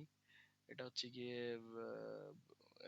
লিনাক্স অপারেটিং সিস্টেমেরই আর একটা সার্ভার অপারেটিং সিস্টেম আছে, বাট এই রেড হ্যাট এন্টারপ্রাইজ লিনাক্সটা সবচাইতে বেশি জনপ্রিয়। আর একটা নাম মনে পড়তেছে না আমার, আমি পড়েছিলাম, যাই হোক, পরে মনে পড়লে বলে দিবনি। সো 9টি ক্লায়েন্ট কম্পিউটার কনফিগার করে নেটওয়ার্ক ডিজাইন করে। ক্লায়েন্ট পিসিগুলো নেটওয়ার্কে অবস্থিত সার্ভার বানানো ক্লায়েন্টের পিসি থেকে কেবলমাত্র সার্ভিস নিয়ে থাকে, সে নেটওয়ার্কের অন্য সদস্যদের কোনো সার্ভিস অফার করে না, ঠিক আছে। আর সার্ভারটা কি, সার্ভার ক্লায়েন্ট পিসি থেকে আগত যে কোনো অনুরোধে তাৎক্ষণিক সাড়া প্রদান করবে এবং তদনুযায়ী সেবা প্রদান করবে, সে সার্ভ করবে। তবে ডেডিকেটেড সার্ভার শুধু সার্ভারেরই কাজ করে। আচ্ছা, ডেডিকেটেড সার্ভার আছে, এই সার্ভার কম্পিউটার আবার ভিন্ন ভিন্ন টাইপ আছে, ঠিক আছে, ওপেন এন্ড ডেডিকেটেড সার্ভার, ঠিক আছে, এগুলো। এরপর আসে কি পিয়ার টু পিয়ার নেটওয়ার্ক যখন করা হবে। তো পিয়ার শব্দটা কি, পিয়ার মানে হচ্ছে কি আমরা কি জোড়া মূল্য না, ঠিক আছে, বা সমতুল্য। সো পিয়ার শব্দের আবেদনিক অর্থ হচ্ছে সমকক্ষ। নেটওয়ার্কে এ ধরনের ক্লায়েন্ট বা সার্ভার হিসেবে, অর্থাৎ সবগুলো কম্পিউটার একই শ্রেণী বা পরস্পরের সমকক্ষ বলে, ওগুলোকে আমরা একে অপরের সাথী বা পেয়ার বলি। আসলে সার্ভার কম্পিউটার তো একটা থাকে, বাকিগুলি হয় ক্লায়েন্ট। তো ক্লায়েন্ট গুলো একে অপরের প্রায় কাছাকাছি কনফিগারেশন এবং কাছাকাছি হয় বিধায়, একই শ্রেণীর হয় বিধায় এদেরকে আমরা পেয়ার বা জোর বলি, ঠিক আছে, সাথী বলি এক অপরের। এরপর হচ্ছে এই ধরনের পিসি কি হয়, সার্ভারের সার্ভিসের জন্য অনুরোধে পাঠায় থাকে এবং অন্য কোনো পিসি সার্ভিস চাইলে সেটা প্রদান করে, পেয়ার কম্পিউটার গুলা। সো এই নেটওয়ার্কে ওয়ার্ক স্টেশন সার্ভার, দেখেন, ক্লায়েন্ট সার্ভার নেটওয়ার্কে এই নেটওয়ার্কটা কি হয়, ওয়ার্ক স্টেশন ও সার্ভার উভয় কম্পিউটার নিজস্ব সিপিইউ ও মেমোরির সাহায্যে, সিপিইউ আর মেমোরির সাহায্যে স্বয়ংসম্পূর্ণ কাজের সুযোগ রয়েছে। এবং ক্লায়েন্ট ওয়ার্ক স্টেশনে কি করে, গ্রাফিক্যাল গুই বা graphical user interface, front end program এবং অন্যান্য সুযোগ সুবিধা থাকে। এতে এক বা একাধিক ব্যাক এন্ড সার্ভার প্রোগ্রাম সঞ্চিত থাকে। এক বা একাধিক ব্যাক এন্ড সার্ভার, হুম, এক বা একাধিক ব্যাক এন্ড সার্ভার থাকে। ক্লায়েন্ট যখন সার্ভারকে কোনো কিছুর অনুরোধ করে তখন নেটওয়ার্কের এক বা একাধিক সার্ভার কি করে, রক্ষিত ব্যাক এন্ড প্রোগ্রাম উক্ত ক্লায়েন্টকে সাড়া প্রদান করে। ওই যে ব্যাক এন্ড প্রোগ্রাম মানে হচ্ছে অপারেটিং সিস্টেম যেটা। সো যখন কোনো ব্যবহারকারী কোনো কাস্টমারের সুনির্দিষ্ট রেকর্ড দেখতে চায় তখন সার্ভার সফটওয়্যার কি করে, উক্ত রেকর্ডকে খুঁজে বের করে এবং শুধুমাত্র ওই রেকর্ডটাকে নেটওয়ার্কের মাধ্যমে ব্যবহারকারীর কাছে সংশ্লিষ্ট ক্লায়েন্ট পিসিতে প্রেরণ করে। ঠিক আছে। সো এরপর আসি পিয়ার টু পিয়ার নেটওয়ার্ক আর ক্লায়েন্ট সার্ভার এবং পিয়ার টু পিয়ার নেটওয়ার্কের মধ্যে কিছু পার্থক্য। এরপরে দেখবো আমরা বিভিন্ন যে নেটওয়ার্কিং এর যে ডিভাইস গুলো আছে বা নেটওয়ার্কিং বিল্ড করতে যে ডিভাইস গুলো, ওই ডিভাইস গুলো আর কি। স্লাইড গুলো এখনো মানে পূর্ণরূপ করতে পারিনি, পাশে মূলত ইডিয়ার প্রয়োজন ছিল, ইমেজ গুলো যুক্ত করলে আরো বুঝতে ভালো। যাই হোক আমি একে একে আপডেট করবো, সমস্যা নেই। তো আগে দেখি পিয়ার টু পিয়ার নেটওয়ার্ক এই ওয়ার্ডটা এবং এই ব্যাপারটা কি আসলে। ক্লায়েন্ট সার্ভার নেটওয়ার্ক তো বুঝলেন, এখন পিয়ার টু পিয়ার। তো পিয়ার টু পিয়ার নেটওয়ার্কে কি হয়, প্রতিটা কম্পিউটার রিসোর্স শেয়ারিং এর ক্ষেত্রে প্রত্যেকটা কম্পিউটার, অর্থাৎ এই নেটওয়ার্কে যেতগুলি কম্পিউটার থাকবে তারা রিসোর্স শেয়ারের ক্ষেত্রে সমান ভূমিকা পালন করবে। এখানে কোনো ডেডিকেটেড সার্ভার থাকবে না, কেউ ডেডিকেটেড সার্ভ করবে না, বিধায় প্রত্যেকে সমানভাবে সমতুল আকারে সমকক্ষ আকারে, ঠিক আছে, একই ধরনের হয়ে মূলত তাদের রিসোর্স শেয়ার করবে সমকারে। সো এতে কি হবে, কম্পিউটারগুলোর গুরুত্বের দিক থেকে কোনো শ্রেণীবিন্যাস নাই আসলে। প্রতিটি পৃথক কম্পিউটার তার ডাটা নিরাপত্তা বিধানে নিজেই দায়ী থাকে এবং নিজেই নিয়োজিত থাকে। ঠিক আছে, আলাদা করে সার্ভার কোনো সার্ভ করে না এদের। সেতে ব্যবহারকারী নির্ধারণ করে দেন তার কোন ফাইল বা ডাটা নেটওয়ার্কের অন্যান্য কম্পিউটার শেয়ার করতে পারবে। ঠিক আছে, সেই ব্যাপারটা কন্ট্রোলিং করে পিয়ার টু পিয়ার নেটওয়ার্কিং। তো ক্লায়েন্ট সার্ভার আর পিয়ার টু পিয়ার নেটওয়ার্ক এই দুইটার মধ্যে পার্থক্য কি দেখি। তো ক্লায়েন্ট সার্ভার নেটওয়ার্কের যুক্ত সবগুলো কম্পিউটার একই শ্রেণী বা সমকক্ষ বলে একসাথে একে কি বলি আমরা, পেয়ার বা সাথী। আর হচ্ছে এই পিয়ার টু পিয়ার নেটওয়ার্কে এতে ব্যবহৃত কেন্দ্রীয় কম্পিউটারকে না এইটা হবে, অল্টার হবে, ঠিক আছে, এইটাই পাশে হবে, এইটাই পাশে হবে, স্লাইডে ভুল আছে এটা, ঠিক আছে। এই কথাটাই পাশে আসবে, এই কথাটাই পাশে যাবে আর কি। ক্লায়েন্ট সার্ভারেরটা গেছে এই পাশে, এই পাশেটা গেছে এই পাশে। যাই হোক, এটা হচ্ছে গিয়ে পেয়ার টু পেয়ার নেটওয়ার্কের বৈশিষ্ট্য। আর এখানে হবে গিয়ে কেন্দ্রীয় কম্পিউটারকে বলা হবে সার্ভার এবং সার্ভারের সংক্ষেপ এটা হচ্ছে গিয়ে ক্লায়েন্ট সার্ভারে, মানে এইটার। সো কম্পিউটারকে বলা হবে ওয়ার্ক স্টেশন বা ক্লায়েন্ট। আর ক্লায়েন্ট সার্ভার নেটওয়ার্কের কম্পিউটারগুলো সার্ভার বা ক্লায়েন্ট উভয়ের ভূমিকা পালন করে। ঠিক আছে। আহ আরে পুরোটাই হচ্ছে গিয়ে এই পুরো এই পাশেটাই পাশে চলে যাবে, এটা এই পাশে যাবে, এটাই পাশে যাবে, ভুলে হয়ে গেছে আসলে। তো পিয়ার টু পিয়ার নেটওয়ার্ক, এই নেটওয়ার্কের কম্পিউটারগুলো সার্ভার বা ক্লায়েন্ট উভয় ভূমিকা পালন করে। এতে আলাদা কোনো শক্তিশালী সার্ভারের প্রয়োজন হয় না। এটা হয় না কোথায়, পিয়ার টু পিয়ার নেটওয়ার্কে। কিন্তু ক্লায়েন্ট সার্ভার নেটওয়ার্কের যেটা হবে, এতে এক বা একাধিক সার্ভার প্রয়োজন হয়, মানে ক্লায়েন্ট সার্ভারে একাধিক সার্ভার প্রয়োজন হয় এবং যার ব্যাক এন্ড প্রোগ্রাম কোনো ক্লায়েন্টকে সাড়া প্রদান করে। ব্যাক এন্ড প্রোগ্রাম বলতে ARHEL, Red Hat Enterprise Linux, এই অপারেটিং সিস্টেমটা। আর পিয়ার টু পিয়ার নেটওয়ার্ক মানে পিয়ার টু পিয়ার নেটওয়ার্কের ডিজাইন ও রক্ষণাবেক্ষণ সহজ। আর ক্লায়েন্ট সার্ভার নেটওয়ার্কের ডিজাইন এবং রক্ষণাবেক্ষণ অনেক জটিল। ঠিক আছে, এই নেটওয়ার্কের খরচ তুলনামূলক বেশি, পিয়ার টু পিয়ার নেটওয়ার্কের খরচ বেশি, এইটার খরচটা বেশি। আর এই ক্লায়েন্ট সার্ভারের খরচটা তুলনামূলক কম। আর ক্লায়েন্ট সার্ভারে কেন্দ্রীয় কম্পিউটার তথ্য জমা থাকে না কোনো পিয়ার টু পিয়ার নেটওয়ার্কে। এতে তথ্যের নিরাপত্তা রক্ষা করা যায় না, যেহেতু কেন্দ্রীয় কম্পিউটার কোনো কিছু হ্যান্ডেল করতেছে না, সার্ভ করতেছে না, নিয়ন্ত্রণ করতেছে না। সো যার যারটা তার মতো, এতে কি হয় না, নিরাপত্তা রক্ষা হয় না, শেয়ার হইতেছে, দেখা গেছে আরেকজনের পিসি কি হয়েছে, সেন্ট্রালি কোনো মনিটরিং নাই। ঠিক আছে, কেন্দ্র নাই যেখানে আর কি, নিউক্লিয়াস ছাড়া যা হয় আর কি। ঠিক আছে, সো কেন্দ্রীয় সার্ভারে তথ্য জমা থাকে এবং অনুমোদিত ব্যবহারকারীর হাতে তথ্যের নিরাপত্তা নিশ্চিত করা যায় ক্লায়েন্ট সার্ভারে। সো এই ক্ষেত্রে দেখা যাচ্ছে যে পিয়ার টু পিয়ার নেটওয়ার্কের তুলনায় ক্লায়েন্ট সার্ভার নেটওয়ার্কটাই অধিক উত্তম এবং ব্যবহার উপযোগী এবং হচ্ছে কি সবচাইতে ভালো আসলে বলা যায়। এরপর আসি গিয়ে নেটওয়ার্কিং ডিভাইস গুলির মধ্যে প্রথম যেটা নাম নিতে হয় আমাদেরকে তা হচ্ছে গিয়ে নিক বা নেটওয়ার্ক ইন্টারফেস কার্ড। এই নেটওয়ার্ক, এটা আসলে একটা অ্যাডাপ্টার নামে পরিচিত, যেটাকে আমরা নেটওয়ার্ক অ্যাডাপ্টার বলি। ঠিক আছে, সো নেটওয়ার্ক ইন্টারফেস কার্ড এমন একটা হার্ডওয়্যার, এটা একটা হার্ডওয়্যার আসলে, এটা একটা হার্ডওয়্যার কম্পিউটারের পিসি গুলির ক্ষেত্রেও ভিতরে অভ্যন্তরে থাকে, মাদারবোর্ডের সাথে ওই নিক পোর্টে বা নেটওয়ার্ক ইন্টারফেস কার্ড পোর্টে সংযোগ করা থাকে, এবং এটার হচ্ছে গিয়ে বহির্গামী বা হচ্ছে গিয়ে আউটার সাইটের যে পার্টের যে পোর্টটা, যেটা মূলত হচ্ছে গিয়ে পরবর্তীতে আর যে 45 কানেক্টর দিয়ে কানেক্ট করা হয়, তো ওইটা থাকে বাহির প্রান্তে, আর হচ্ছে বাকি অংশটুকু থাকে মাদারবোর্ডের সাথে সংযুক্ত। আপনারা আশা করি প্রায় পিসি নিয়ে যারা কাজ করছেন মোটামুটি সবাই নিকটা চিনেন, ঠিক আছে? তো এটাই, সো এটি একটি পিসি বা কম্পিউটারে স্থাপন বা ইনস্টল করা যায়, অন্য কম্পিউটারের সাথে একে সংযুক্ত করার কাজে ব্যবহার করা যায়, ঠিক আছে? তো এর অবস্থান হচ্ছে মাদারবোর্ডে অবস্থিত ডাটা বাস এবং নেটওয়ার্ক মিডিয়া কেবলের মধ্যে। এটা একটা ইম্পর্টেন্ট এমসিকিউ। সো এর অবস্থানটা কোথায় নিকের? সো মাদারবোর্ডে অবস্থিত ডাটা বাস এবং নেটওয়ার্ক মিডিয়া কেবলের মধ্যে আসলে। আর নেটওয়ার্ক অ্যাডাপ্টার কার্ড মূলত ডিজিটাল আকারে ডাটা এক স্থান থেকে আরেক স্থানে লেনদেন করে থাকে নিক ওএসআই রেফারেন্স মডেল। এইটা খুবই ইম্পর্টেন্ট একটা এমসিকিউ। কোন মডেলে, কোন রেফারেন্স মডেলে ডাটা লিঙ্ক লেয়ার একটা ডিভাইস? এটা নিক হচ্ছে ওএসআই রেফারেন্স মডেলের। নেটওয়ার্কিং এর তো অনেকগুলো লেয়ার আছে, সেই লেয়ারের মধ্যে ওএসআই রেফারেন্স মডেলে ডাটা লিঙ্ক লেয়ার, ঠিক আছে? ওএসআই যে রেফারেন্স মডেল, সেই মডেল অনুসারে ডাটা লিঙ্ক লেয়ারের একটা ডিভাইস। নেটওয়ার্ক কমিউনিকেশনের সমস্ত কাজ নেটওয়ার্ক অ্যাডাপ্টার করে থাকে, ঠিক আছে? যেমন ইথারনেট নেটওয়ার্ক কার্ড ডাটা ট্রান্সমিশনের পূর্বে দেখে নেয় মিডিয়া নীরব আছে কিনা। এটি বিনা ঠিকানাযুক্ত ডাটাকে আলাদাভাবে এবং সংঘর্ষ এড়াতে চেষ্টা করে আসলে। এটা এর একটা কাজ আসলে। কি করে? নেকটা ডাটা ট্রান্সমিশনের পূর্বে দেখে নেয় মিডিয়া নীরব আছে কিনা।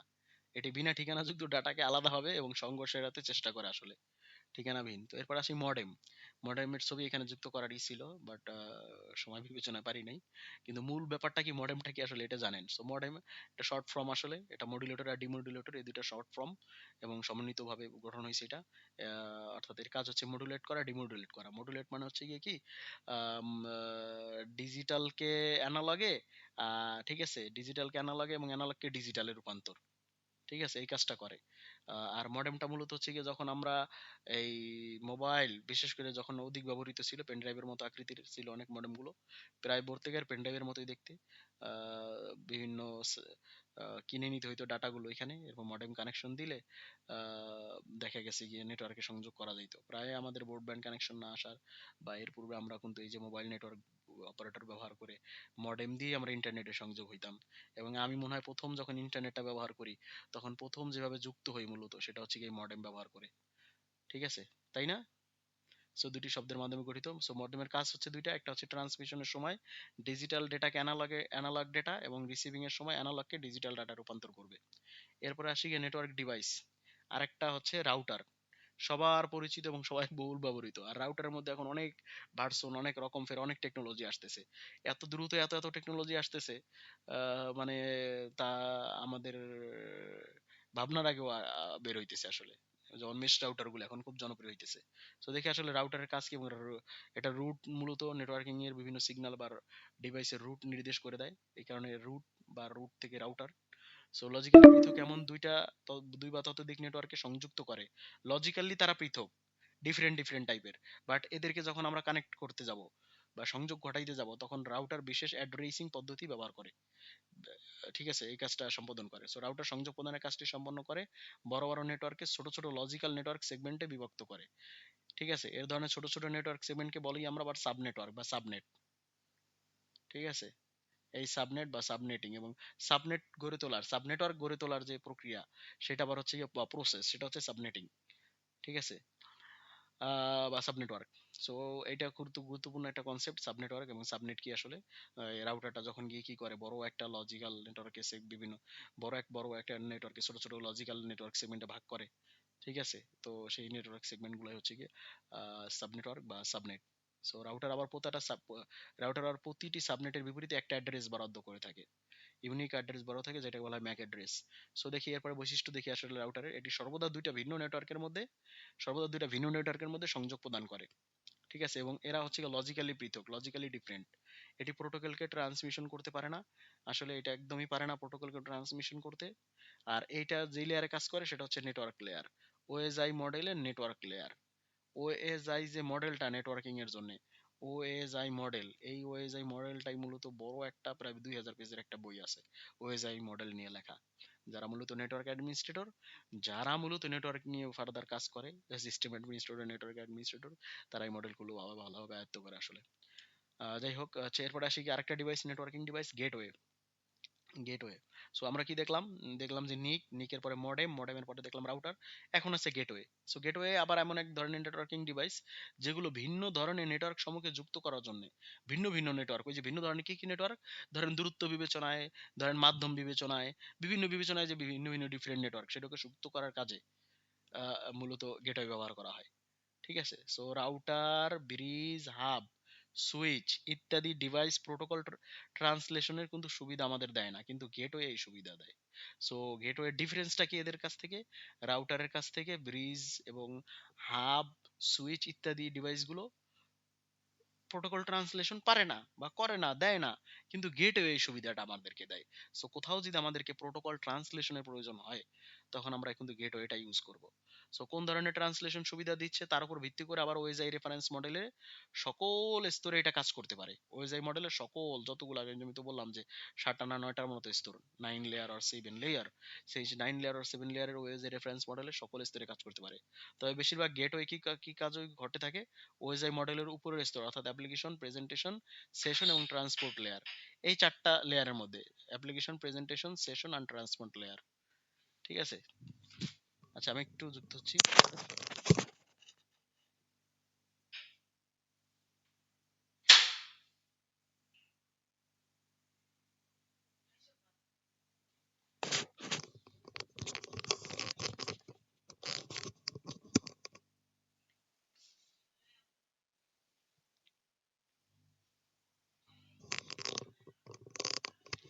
নেটওয়ার্ক ডিভাইস আরেকটা হচ্ছে কি সুইচ, সরি,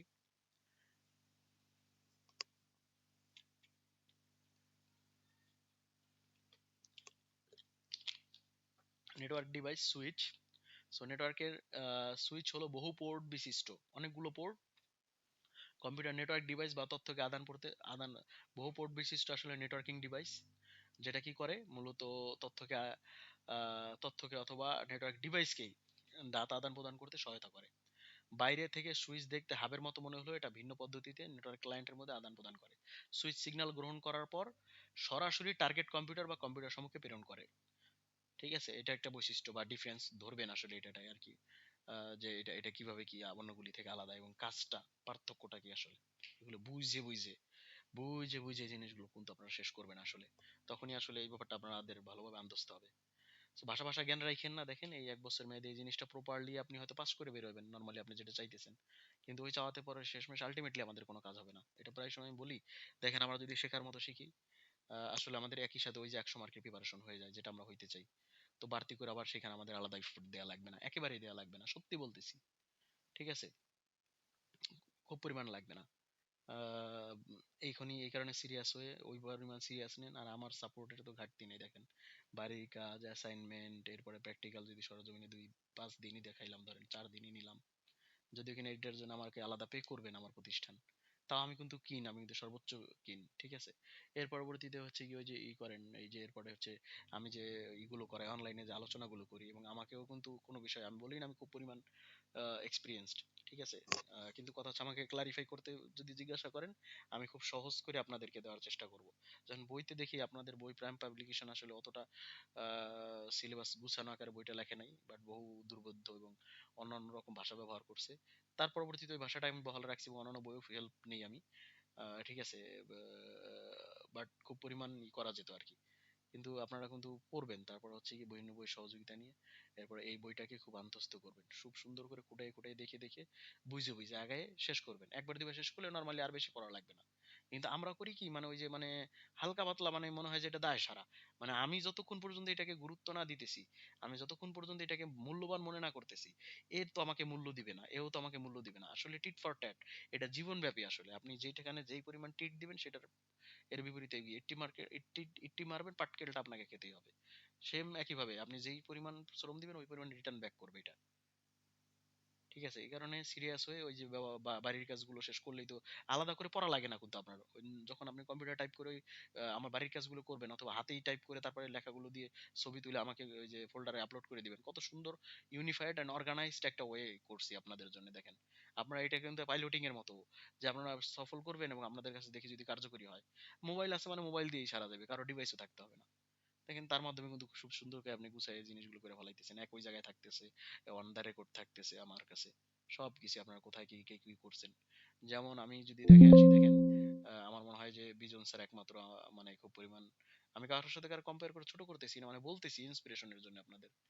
ঠিক আছে, খুব পরিমাণে ইন্সপিরেশনের জন্য, ঠিক আছে, খুব পরিমাণে ইন্সপিরেশনের জন্য যে বিজন স্যার একমাত্র আমাকে এই ডেলিভারিটা দেওয়ার চেষ্টা করছে।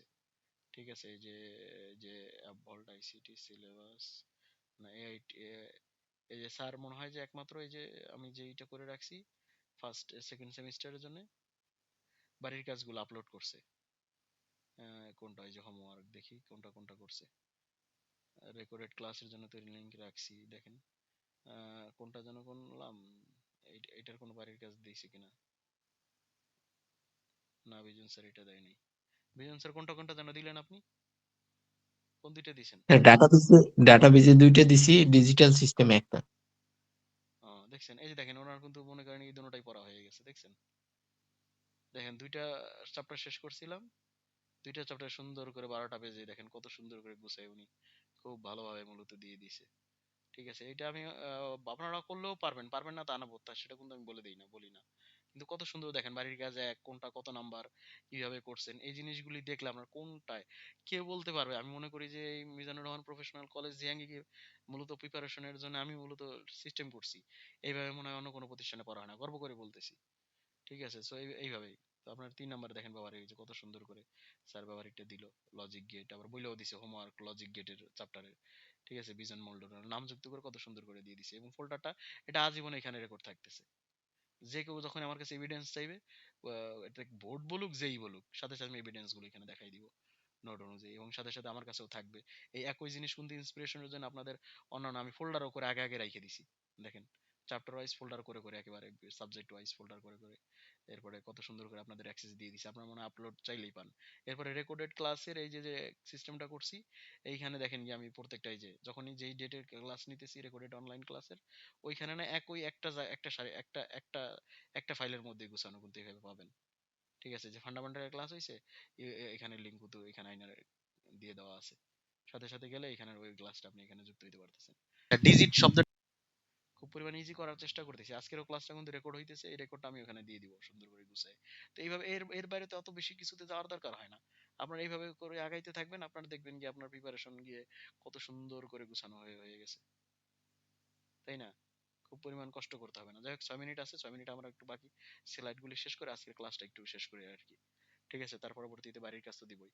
এরপরে দেখি হচ্ছে গিয়ে সুইচের একটা হচ্ছে গিয়ে সুইচের মূলত হাবের চেয়ে একটু বেশি, এর কনফিগারেশনটাও জটিল, ডেটা ফিল্টারিং করা যায় না, সম্ভব না। ও প্রায় শেষ। পরের চ্যাপ্টার মৌলিক নিরাপত্তা, এটা আমরা আগামী ক্লাসে জানার চেষ্টা করব। আহ, ঠিক আছে, আর নেটওয়ার্ক টপোলজি, লজিক্যাল আর ফিজিক্যাল যে টপোলজি গুলো আছে এগুলো জানবো মূলত। ঠিক আছে, এটা আরেকটা নেটওয়ার্কিং এর ইসের মধ্যে আরেকটা চ্যাপ্টার, রিং টপোলজি, এরপর নেটওয়ার্কিং এর যে প্রোটোকল। ঠিক আছে, টিসিপি আইপি ওএসআই প্রোটোকলের এগুলি কাজ। ঠিক আছে, এই যে এই চ্যাপ্টারটার এই জিনিসগুলো আমরা মূলত একে একে জানবো। ঠিক আছে, ওই চ্যাপ্টারটা আগামীকাল শুরু করি, আজকে চ্যাপ্টারটা এই পর্যন্তই। তো আপনার হচ্ছে গিয়ে এই যে হচ্ছে এইগুলি দেখছেন যেই টপিক যতগুলো বিষয়বস্তু ছিল একেবারেই মৌলিক না এবং জীবন ঘনিষ্ঠ না বিষয়গুলো, জানা কি স্যার জরুরি না বিষয়গুলো? তাহলে স্যার আপনারা যদি ক্লাস এখন করে গেছেন, আহ, অনেক কিছু অর্জন হয়ে গেছে মোটামুটি, ধরে ফেলাইছেন। এখন যে জাস্ট একটু বইতে কানেক্ট করবেন, শেষ। আগামী দিনও ক্লাস হবে আপনাদের, আপনারা সবাই যুক্ত থাকবেন। Sir Bijon sir, Tajnur sir, Abdul Wahid sir এবং নাজিম স্যার, সবাইকে ইন্ডিভিজুয়াল আমি বলতেছি। ঠিক আছে, খুব রিকোয়েস্ট করে বলতেছি একটু ক্লাসে উপস্থিত থাকেন, সত্যি বলতেছি খুব খুব ভালো হবে। আর আমি কিন্তু আজকেও যোগাযোগ করছি আপনার আমাদের আরেকটা প্রতিষ্ঠানের সাথে, তো এরা যদি যুক্ত হয়ে আমাদের ক্লাসে থাকতে চায়, আব্দুর রহমান স্যার আমাকে বলে দিয়েছে, এটা খুব ভালো লাগছে, এটা একটা ম্যানার স্যার। দেখেন আপনারা হচ্ছে গিয়ে আহ, আপনারা অ্যাডাল্ট লার্নার, ঠিক আছে মানি, কিন্তু একটা জিনিস মনে করবেন আপনারা একটা প্রতিষ্ঠানে যুক্ত হয়েছেন এবং সেইখানে কিন্তু কোনো কিছুর একটা ম্যানার্স আছে। আমি ক্লাস নিতেছি, কি হ্যান্ড রেজ করছেন নাকি, নাকি করলেন কনভারসেশন? ঠিক আছে, ইনশাল্লাহ বলছেন স্যার। আহ, ঠিক আছে নিজাম স্যার, নাজিম স্যার, আমরা কিন্তু একটা একটা সিস্টেমের মধ্যে আছি। দেখেন, আমার একটা ক্লাসের একটা ইসে আছে, একটা প্রতিষ্ঠানে যুক্ত একটা ফর্মালি। এখানে কিন্তু আপনার অ্যাটিটিউডটা কিন্তু বড় একটা জিনিস। আপনি জানবেন যে আসলে মানুষ কম্পিটেন্সি, যোগ্যতার ভিতরে শুধু একটা জিনিস জানলাম আর একটা জিনিস পারলাম এটাই আমার যোগ্যতা না। যোগ্যতার ভিতরে আরেকটা জিনিস আছে, তিনটা শব্দ দিয়ে হয় একটা যোগ্যতা, কম্পিটেন্সি, সক্ষমতা হয়। সেটা হচ্ছে আস্ক। আস্ক ওয়ার্ডটা মনে রাখবেন। আমি যদি আমার স্ক্রিনটা আবার শেয়ার করি, একটু স্লাইডে যাই, মূলত বলি যে আস্ক, আস্ক, আস্ক, এই ওয়ার্ডটা মনে রাখবেন। আস্ক, সবসময় এই ওয়ার্ডটা মনে রাখবেন। আস্ক, এই যে আপনার আস্ক, আস্ক, এটা মনে রাখেন। আরো কিছু জানাবো নি। আস্ক, আস্ক মানে হচ্ছে এতে অ্যাটিটিউডস, এসে হচ্ছে গিয়ে স্কিলস, কেতে হচ্ছে নলেজ। এই জ্ঞান, জ্ঞান আছে, দক্ষতা আছে, এরও আগে দরকার অ্যাটিটিউডস। এরও আগে দরকার অ্যাটিটিউডস। কেন দরকার? দেখেন স্যার, আপনি একটা জিনিস জানলেন সেটা নলেজ, একটা জিনিস করতে পারেন সেটা আপনার স্কিলস। যেমন গাড়ির চালক, গাড়ি যে চালাইবে, একজন ড্রাইভিং করতে পারে, এটা একটা কাজ। ঠিক আছে, এটা একটা একটা একটা যোগ্যতা, কম্পিটেন্সি। এই কম্পিটেন্সির মধ্যে কি কি জিনিস জড়িত? তিনটা পার্ট জড়িত। আপনি গাড়ি কিভাবে চালায়, গাড়ির কোথায় কি আছে, এগুলি জানেন, আপনার নলেজ আছে, জ্ঞান আছে। এর পরবর্তীতে গাড়ির ওই জিনিসগুলো যেটা যেখানে আছে ওইটা, ওইগুলো আপনি ম্যানেজ করে, ওইগুলো ধরে ব্যবহার করে, যাইনে সেগুলো ব্যবহার করে মূলত চালাইতে পারতেছেন। এটা আপনার স্কিলস, দক্ষতা, পেশি, পেশি, মনোপেশিক যে যোগ্যতা। ঠিক আছে, এরপরে দেখা গেছে গিয়ে ওই দুটোটাই আছে আপনার। পারতেছেন, ব্রেক কোথায়, স্টিয়ারিং কোথায়, সিট কোথায়, সিট বেল্ট কোথায়, তারপরে হচ্ছে মিটার কোথায়, ইন্ডিকেটর গুলা কোথায়, কোথায় কি বাটন, সবই জানতেছেন, পারতেছেন। কিন্তু এটার সাথে সংশ্লিষ্ট করে কিছু অ্যাটিটিউডস আছে। কিরকম অ্যাটিটিউডস গুলা? এর মধ্যে যদি আমি অনেকগুলা লিস্ট করা যায়, এর মধ্যে একটা লিস্ট ধরলাম, ট্রাফিক সিগন্যাল মেনটেন করা। ট্রাফিক সিগন্যাল মানার যে আন্তরিকতা, এবং মানার যে একটা ইচ্ছা, এবং মানার যে একটা শক্তি, মানার যে একটা ধারণা, এবং একটা একটা একটা একটা বিষয়, সেই ব্যাপারটা আপনার মধ্যে নাই। কি করবেন আপনি? জাইন্নে আর ওই ড্রাইভিং বাইরে যাবেন রোডে, মানবেন না লেফট সাইডে দিয়ে চালানো রুলস, সেই রুলসটা, রুলস ও অ্যাটিটিউডস এর মধ্যে, রুলস রেগুলেশনস, এটাও অ্যাটিটিউডস। সো এটার মধ্যে না চালায় আপনি চালাইছেন রাইট সাইড দিয়ে, লেফট সাইড দিয়ে না চালায়, করবেন নি অ্যাক্সিডেন্ট, বাঁচার কোনো শঙ্কাই নেই। সো সব কিছুর আগেই আস্ক অ্যাটিটিউডস। আপনার অ্যাডাল্ট লার্নার এভাবে এত কিছু বুঝাইতে হয় না। আমি আমার আমার ছোট বাচ্চাদের, 6 to 10 এর বাচ্চাদের প্রায় সময় গেলে, আমি প্রায় যত নিউ ব্যাচ পাই বা ফার্স্ট ক্লাস যখন আমার, আমি এই ব্যাপারটা সবার আগে ওদের কম্পিটেন্সি কি, এই তিনটা ব্যাপার, এই মৌলিক জিনিসগুলি, এবং কিভাবে আমি আগাইতে চাই, রুট প্ল্যান কি, গ্রুপিং করা, তারপর হচ্ছে গিয়ে মানে আমার ক্লাসের যে অ্যাটিটিউডস গুলোর তালিকাও আমি ওদের বলে দিই টুকটাক করে, টুকটাক করে। তো আপনার অ্যাডাল্ট লার্নার জানার বোঝার কথা। ক্লাসে উপস্থিত থাকবে না স্যার, নর্মালি আমাকে অবশ্যই অবহিত করতে হবে, যেহেতু আপনার একটা সিস্টেমের মধ্যে আছেন এবং আপনার একটা প্রতিষ্ঠানের মধ্যে আছেন, এগুলি বলা আপনাদের জন্য আসলে অন্যরকম। তো এটা আপনাদের কিন্তু এটা ম্যানার্স। কেননা আপনাদের ছুটি লাগবে, সেটাও কিন্তু প্রতিষ্ঠানকে নলেজ দিয়ে তার পরবর্তীতে আপনাদের একটা কিছু করা লাগবে। সো এটা মানার যদি আমার আন্তরিকতা না থাকে, তাহলে আমার ওই জ্ঞান আর দক্ষতা আমাকে তো একটা টাইমে দিবে না। সেম ভাবে আপনিও একটা সময় আমার মতো হয়তো বা ইনস্ট্রাক্টর হবেন, ওইখানে আপনার আপনার স্টুডেন্ট হয়তো আপনাকে মূল্য দিবে না, তখন আপনার ফিলিংসটা কিরকম আসবে? মূল্য দিচ্ছেন দিচ্ছে না সেটা আমি বলি না, আপনার দেন, কিন্তু কথা হচ্ছে ওই ম্যানার্সটা মানার জন্য একটা মেসেজে হয়ে যায়, একটা ভয়েস কলেই হয়ে যায়, বা একটা ফোন কলেই হয়ে যায়, বেশি লাগে না। এই তো জীবন। আপনি যদি এগুলি মানেন, দেখবেন আপনার প্রতি আমার কি পরিমাণ একটা ধারণা চলে আসে। সো আপনি জানবেন কম, আপনি শিখবেন কম, ঠিক আছে, কিন্তু এর চেয়েও আপনাকে আগাই দিবে কি আপনার এই অ্যাটিটিউডসটা, সকল জায়গায় আপনাকে একটা গ্রহণযোগ্যতার অবস্থানে নিয়ে দাঁড় করাবে।